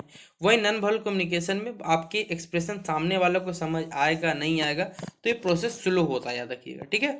वहीं पर रिकॉर्ड कीपिंग में तो वर्बल कम्युनिकेशन को आप इजीली क्या कर सकते हो, लिख कर या रिकॉर्ड करके संभाल के रख सकते हो। लेकिन नॉन वर्बल कम्युनिकेशन आप क्या बॉडी के क्या किसी के सामान रिकॉर्ड कर रखोगे, ठीक है। अगर वीडियो रिकॉर्ड करें तो ये पॉसिबल है, अदरवाइज वो भी पॉसिबल नहीं होता है। इसलिए वर्बल कम्युनिकेशन रिकॉर्ड करना ईजी है, नॉन वर्बल कम्युनिकेशन को ईजी नहीं है हमारे पास। क्लियरिटी ऑफ मैसेज के बारे में बात करें, यानी आपको जो मैसेज रहेगा वो किस में ज़्यादा स्पष्ट हो पाएगा, तो वर्बल कम्युनिकेशन में आपको क्लियर और प्रिसाइज यानी अच्छे तरीके से समझ में आ पाएगा। वही नॉन वर्बल कम्युनिकेशन में आपको साइंस हो सकते कुछ कंफ्यूज कर पाए, क्योंकि हर साइन का कुछ अलग मतलब होता है हर लैंग्वेज में, ठीक है, याद रखिएगा। फीडबैक के बारे में बात करें तो वर्बल कम्युनिकेशन में आपको फीडबैक इमीडिएट मिलता है, और नॉन वर्बल कम्युनिकेशन में बेसिकली फीडबैक तो तुरंत मिल जाता है। किसी का रेस्पॉन्स अच्छा रहा तो हंसेगा, वरना फिर आपका मूड खराब रहा तो फिर आपको सुना के चल देगा, इसलिए ये बताता है। यूजफुलनेस के बारे में बात करें तो देखिए सभी का अपने अपने हिसाब से नजरिया हो सकता है। वर्बल कम्युनिकेशन किसी के लिए अच्छा हो सकता है, किसी के खराब हो सकता है, इसलिए ये उतना मैटर नहीं करता। तो शॉर्ट टर्म में बोला जाए तो वर्बल कम्युनिकेशन आप वर्ड्स के थ्रू डिपेंड करते हो, नॉन वर्बल कम्युनिकेशन में आपके एक्शंस और आपके जो बॉडी गेस्चर्स होते हैं वो बताने का काम करते हैं। तो ये था पूरा पूरी डिफरेंस आपसे बच्चों का वर्बल कम्युनिकेशन और नॉन वर्बल कम्युनिकेशन के बीच में। तो आप आराम से इस सवाल को पूछा जाए पेपर में 15 मार्क्स का, तो आप अपने हिसाब से बना के इसे लिख सकते हैं, ठीक है। अगला है why is communication necessary for human beings, communication क्यों जरूरी है मानव के लिए, ये हमें बताना है, ठीक है। तो communication is the one of the most essential aspects of human life, ये हमारे जीवन के कह सकते महत्वपूर्ण पहलुओं में से, या माफ करिएगा, जरूरी चीज़ों में से एक है हमारे पास है। It is the process through which people exchange thoughts, ideas, feeling, information, यह वो प्रोसेस है जिसके थ्रू हम सभी मनुष्य क्या करते हैं, अपने विचार को, आइडियाज़ को, फीलिंग को, इन्फॉर्मेशन को शेयर करते हैं। विदाउट कम्युनिकेशन अगर बात करें तो ये उसी आदि मानव काल में हमें लेके चला जाएगा जहाँ पर लोग किसी की बातों को नहीं समझते थे, सिर्फ पार काट यही चलता रहता था। इसलिए कम्युनिकेशन हमारे जीवन में अगर नहीं रहा तो हमारे जीवन जो रहेगा अधूरी रहेगी, और सोसाइटी रहेगा वो जो भी जिस भी कल्चर सोसाइटी में रह रहे हैं वो सही से फंक्शन नहीं कर पाएगा, ठीक है। तो फर्स्टली अगर हम बात करें, कम्युनिकेशन हेल्प करता है हमारे को हमारे थॉट्स को एक्सप्रेस करने में, इमोशंस को एक्सप्रेस करने में। हर इंडिविजुअल को अपने फीलिंग्स को, एक्सपीरियंसेस को, ओपिनियन को लोगों के साथ शेयर करना चाहिए, जिस चाहे वो बॉडी गेस्चर के थ्रू हो, वर्ड्स के थ्रू एक्सप्रेशन हो, लोगों से कनेक्ट हो सके, जैसे ही हो सके लोगों को एक्सप्रेस करना चाहिए। सेकेंडली, कम्युनिकेशन जो है आपके रिलेशनशिप को बिल्डअप करता है, कहीं पर भी हो, चाहे फैमिली हो, आपका स्कूल हो, वर्क प्लेस हो, सोसाइटी हो। और इफेक्टिव कम्युनिकेशन क्या करता है, इस चीज़ को मजबूती देता है, यानी जो लोगों के बीच में ट्रस्ट रहता है, बॉन्ड ट्रस्ट रहता है, और जो कॉपरेशन रहता है उससे मजबूती प्रदान करता है। It helps avoid misunderstanding and promotes harmony among individual, देखिए ये लोगों के बीच में जो गलत फहमियाँ रहती है, जो खाम बेसिकली जो गलत फहमी माना जाता है उसको उसको बेसिकली क्या करता है, उसको दूर करता है, और लोगों के बीच में जो एकता का भाव रहता है वो बढ़ाने का कार्य करता है, ठीक है। अगर हम तीसरा पॉइंट के बारे में बात करें तो thirdly, communication is the foundation of education and progress, communication basically education और प्रोग्रेस का क्या फाउंडेशन होता है हमारे पास। Teacher and student communicate to exchange, और टीचर्स और जो स्टूडेंट रहते हैं वो अपने नॉलेज को एक्सचेंज करने के लिए कम्युनिकेट करते हैं। वहीं पर साइंटिस्ट अपने रिसर्च फाइंडिंग को शेयर करते हैं, लीडर्स राष्ट्र को संबोधित करते हैं। तो हर फॉर्म में आप देखोगे तो लर्निंग और डेवलपमेंट के लिए आपको कम्युनिकेशन करना जरूरी होता है, ठीक है। मोरेओवर बात करें, सॉरी माफ करिएगा, कम्युनिकेशन एसेंशियल है सोशल ऑर्गेनाइजेशन के लिए, जितने गवर्नमेंट है, बिजनेस है, कम्युनिटीज फंक्शन, सबके सबके इन्फॉर्मेशन को शेयर करते हैं, जिससे लोगों के बीच जो कोऑर्डिनेशन हो, डिसीजन मेकिंग हो, और जो भी डिफरेंट टाइप्स ऑफ जो सिस्टम चल रहे हैं उसमें स्मूथ रनिंग हो सके। तो अगर हम बात करें lastly, communication provide emotional support, communication जो है एक इमोशनल सपोर्ट भी प्रोवाइड करता है। जब आप लोगों से बात करते हो, लोगों की बातों को सुनते हो, तो लोग आपको कह सकते हैं समझ सकते हैं, और आप कभी अकेले फील नहीं करते। इससे क्या होता है, एक मानव जीवन में हमारा एक इमोशनल बैलेंस हो पाता है और सही से जीवन चलता है। तो communication is not just, communication सिर्फ एक स्किल नहीं है, ये हमारे जीवन के लिए एक इंपॉर्टेंट चीज़ है, ठीक है। ये लोगों को कनेक्ट करता है, लोगों के स्ट्रेंथ को बढ़ावा देता है, नॉलेज को बढ़ाता है, और एक क्या कह सकते हैं एक कोऑपरेटिव सोसाइटी का निर्माण करता है। विदाउट, अगर हम बात करें कम्युनिकेशन का, तो लाइफ बेसिकली साइलेंट मूवी की तरह है, जहाँ पर आप एक जगह बंद रहोगे, आपका जीवन कोई डायरेक्शन नहीं रहने वाला। अगला सवाल है, write a report in about 250 words on the topic. देखिए आपको एक सिलेबस में सवाल आ सकता है, सॉरी माफ करें, आपके क्वेश्चन पेपर में सवाल आ सकता है डाउरी सिस्टम के बारे में, मतलब दहेज प्रथा। दहेज प्रथा एक गंदी व्यवस्था है, कह सकते हैं सिस्टम है, जो भी आपने रिसेंट अभी डाउरी विक्टिम्स देखे हो अपने लोकेलिटी में, उसके बारे में एक आपको टॉपिक के बारे में रिपोर्ट बनाना, ठीक है। तो सबसे पहले आपने हेडिंग डाला dowry system as a dating system reported by, अपना नाम डाल सकते हैं, एक आप सोशल कॉरस्पॉन्डेंट है, ठीक है। The dowry system one of the darkest stains on our society, हमारे समाज का सबसे गंदा चीज है वो है दहेज प्रथा, जो लगातार कहा जाए 21वीं शताब्दी में भी खत्म तो नहीं हुआ, अब चलते चला जा रहा है, ठीक है। Despite strict laws such as the dowry provision act of 1961, the demand for dowry remains deeply rooted in many communities. आज हम जानते हैं कि सरकार के द्वारा देखिए डाउरी को रोकने के लिए, मतलब दहेज प्रथा रोकने के लिए एक नियम भी बनाया गया है, बहुत सारे लॉज है, ये नहीं सिर्फ एक ही नियम है। इसके बावजूद ये जो डाउरी प्रथा, इन दहेज प्रथा है, वो भारत में हमारे कितने विभिन्न समुदायों के बीच में अभी बसा हुआ है, ठीक है। अब आगे बताया जा रहा है इन आवर लोकेलिटी, मतलब हम जिस इलाके में रहते हैं उसके वहाँ का बताया जा रहा है। Shastri Nagar, two recent cases you have once sorry two recent cases have once again export the quality of people paternity. यहाँ पर दो अभी हमने हार्ड कह सकते हैं अभी नज़दीक में केसेस देखा जहाँ पर ये सब देखा गया। अ यंग वोमेन जिसका नाम रहता है पूजा वर्मा, जो कि मैरिड करती 1 साल पहले, was found dead under suspicious account last month, यानी किसी संदिग्ध वजह से उसकी मौत हो जाती है। 1 साल पहले जस्ट वो शादी हुआ था। हर इन लॉज बेसिकली उसके जो ससुर और सास रहते हैं वो डिमांड करते हैं एक कार का और एक बड़ा अमाउंट ऑफ मनी उसके पेरेंट्स से, लेकिन इतना पैसा देना बेसिकली उनके लिए दिक्कत रहता है, तो उन्हें टॉर्चर किया जाता है। तो लास्टली वो क्या करती है, अपने आप को समाप्त कर लेती है। एक दूसरा केस बताया जा रहा है नेहा कुमारी का, जो कि एक अभी नव विवाहित है, was hospitalized after severe physical abuse by her husband family not fulfilled by dowry demand, यानी जब उनके दहेज को जो भी मांगे थे उनको पूरा नहीं किया गया तो उन्हें मार मार के हॉस्पिटलाइज कर दिया गया, ठीक है। This incident have sent shockwave through the community, ये सारे के सारे जो इंसिडेंट है ये हमारे समाज को बेसिकली क्या शॉकवेव देते रहते हैं। जितने भी लोकल वोमेंस ऑर्गेनाइजेशन है या जो भी सोशल एक्टिविटीज है, ठीक है, वो कंडेम करते हैं ये एक्ट्स को लगाने के प्रति, और लोगों को क्या कह सकते हैं बेसिकली अवेयरनेस प्रोग्राम या अवेयरनेस जो कैंपेन लगाया जा सके, और ये जो विक्टिम्स है इनको बेसिकली क्या रह सके, विक्टिम्स जो है उनको बेसिकली न्याय मिल सके, ठीक है। The police have arrested the, police ने बेसिकली दोषियों को गिरफ्तार कर लिया, बट जस्टिस अभी भी क्या है, बहुत दूर है, ठीक है। It is shameful that even educated family, ये बहुत शर्मसार करने की बात है कि जो पढ़े लिखे लोग हैं वो भी इस चीज़ को सही ठहराते हैं। The dowry system not only violates women dignity but also causes immense mental and financial suffering to the family. देखिए डाउरी सिस्टम सिर्फ अगर कहा जाए वो एक महिला की जो गरिमा है उसको सिर्फ नहीं भंग करते, बल्कि अगर कहा जाए तो उसे मेंटल प्रेशर भी दिया जाता है, फाइनेंशियल उनके फैमिली को भी देखिए यहाँ पर तोड़ा जाता है। तो स्ट्रिक्ट इन्फॉर्मेशन बेसिकली जो लॉज है बेसिकली उनको स्ट्रिक्टली लागू किया जाए, सोशल अवेयरनेस फैलाया जाए और लोगों के माइंडसेट को इस चीज़ से सबसे पहले दूर किया जाए, तभी जाके कह सकते हैं कि अगर जब कह सकते हैं जो लड़की के घर वाले रहेंगे कि भैया अगर हम डॉलर नहीं देंगे तो ही ये जाके कहा जा सकता है। क्योंकि बहुत सारे पेरेंट्स आप भी देखते होंगे जो खुशी देते हैं, भैया क्यों देना, अगर किसी के पास अगर अवेलेबल है तो आप क्यों करने जाना, सिंपल सा बात है। हाँ आपको देना है, ठीक है, आप लगता है आप सक्षम हो तो आप कहीं किसी और को जो सक्षम नहीं उन परिवार को दान कर सकते हैं, ठीक है। तो इस प्रकार से यहाँ पर हमने एक रिपोर्ट तैयार किया। अगला क्वेश्चन है write a letter to the editor of Hindustan Times highlighting the problems of frequent electricity breakdown locality. हमारे इलाके में बिजली की जो व्यवस्था है उसके संबंधित यहाँ पर प्रॉब्लम्स को हाईलाइट करने के लिए हिंदुस्तान टाइम्स के एडिटर साहब को पत्र लिखिए। तो to the editor Hindustan Times New Delhi, सबसे सब्जेक्ट क्या जो बिजली की अव्यवस्था है उसको देख के यहाँ पर जानकारी दिया हुआ। आइए सर या मैडम क्या करते हैं, आपके जो न्यूज़पेपर है उसमें थोड़ी सी जगह हमें मिलेगी, हम यहाँ पर जो भी कंसर्न अथॉरिटीज़ है दिल्ली बोर्ड के बेसिकली उनको यहाँ पर जो फ्रीक्वेंट हमारे बिजली के ब्रेकडाउन होते रहते हैं उनके बारे में जगाना चाहते हैं, ठीक है।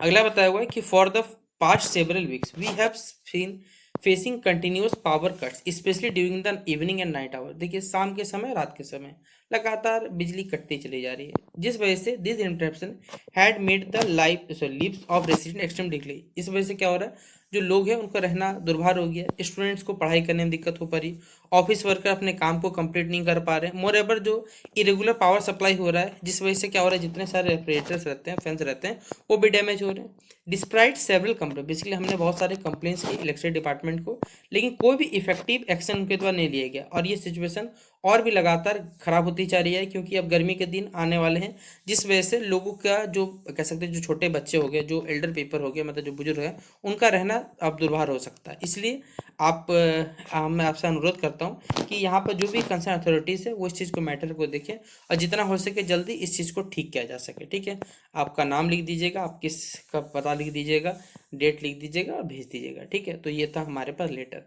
तो यहाँ पर हमने आपसे ही बच्चों को लगभग शायद 4 क्वेश्चंस करवा दिए जो पेपर में आपको 100% यहाँ से सवाल आएगा ही आएगा। आप previous year question paper check कर लीजिए या अपने सिलेबस को मिला लीजिए, वहाँ पर ये सब सवाल आपको देखने को मिलेगा। ठीक है, तो कैसा लगा वीडियो जरूर बताइएगा। वीडियो के कमेंट बॉक्स में अपने विचार बता सकते हैं और जितने चैनल पे वीडियोस अवेलेबल है प्ले सेक्शन पे आप उनको देख लीजिए। आपका एसी में एक भी सवाल नहीं छूटेगा, बाकी अदर जो भी चीज़ें पढ़ना रहेगा वो प्ले स्टोर पे अपडेट आप जाके पढ़ सकते हैं। ठीक है, तो बाकी बेस्ट विशेष आप सभी बच्चों को मिलते हैं नेक्स्ट वीडियो पे, तब तक के लिए जय हिंद और जय भारत।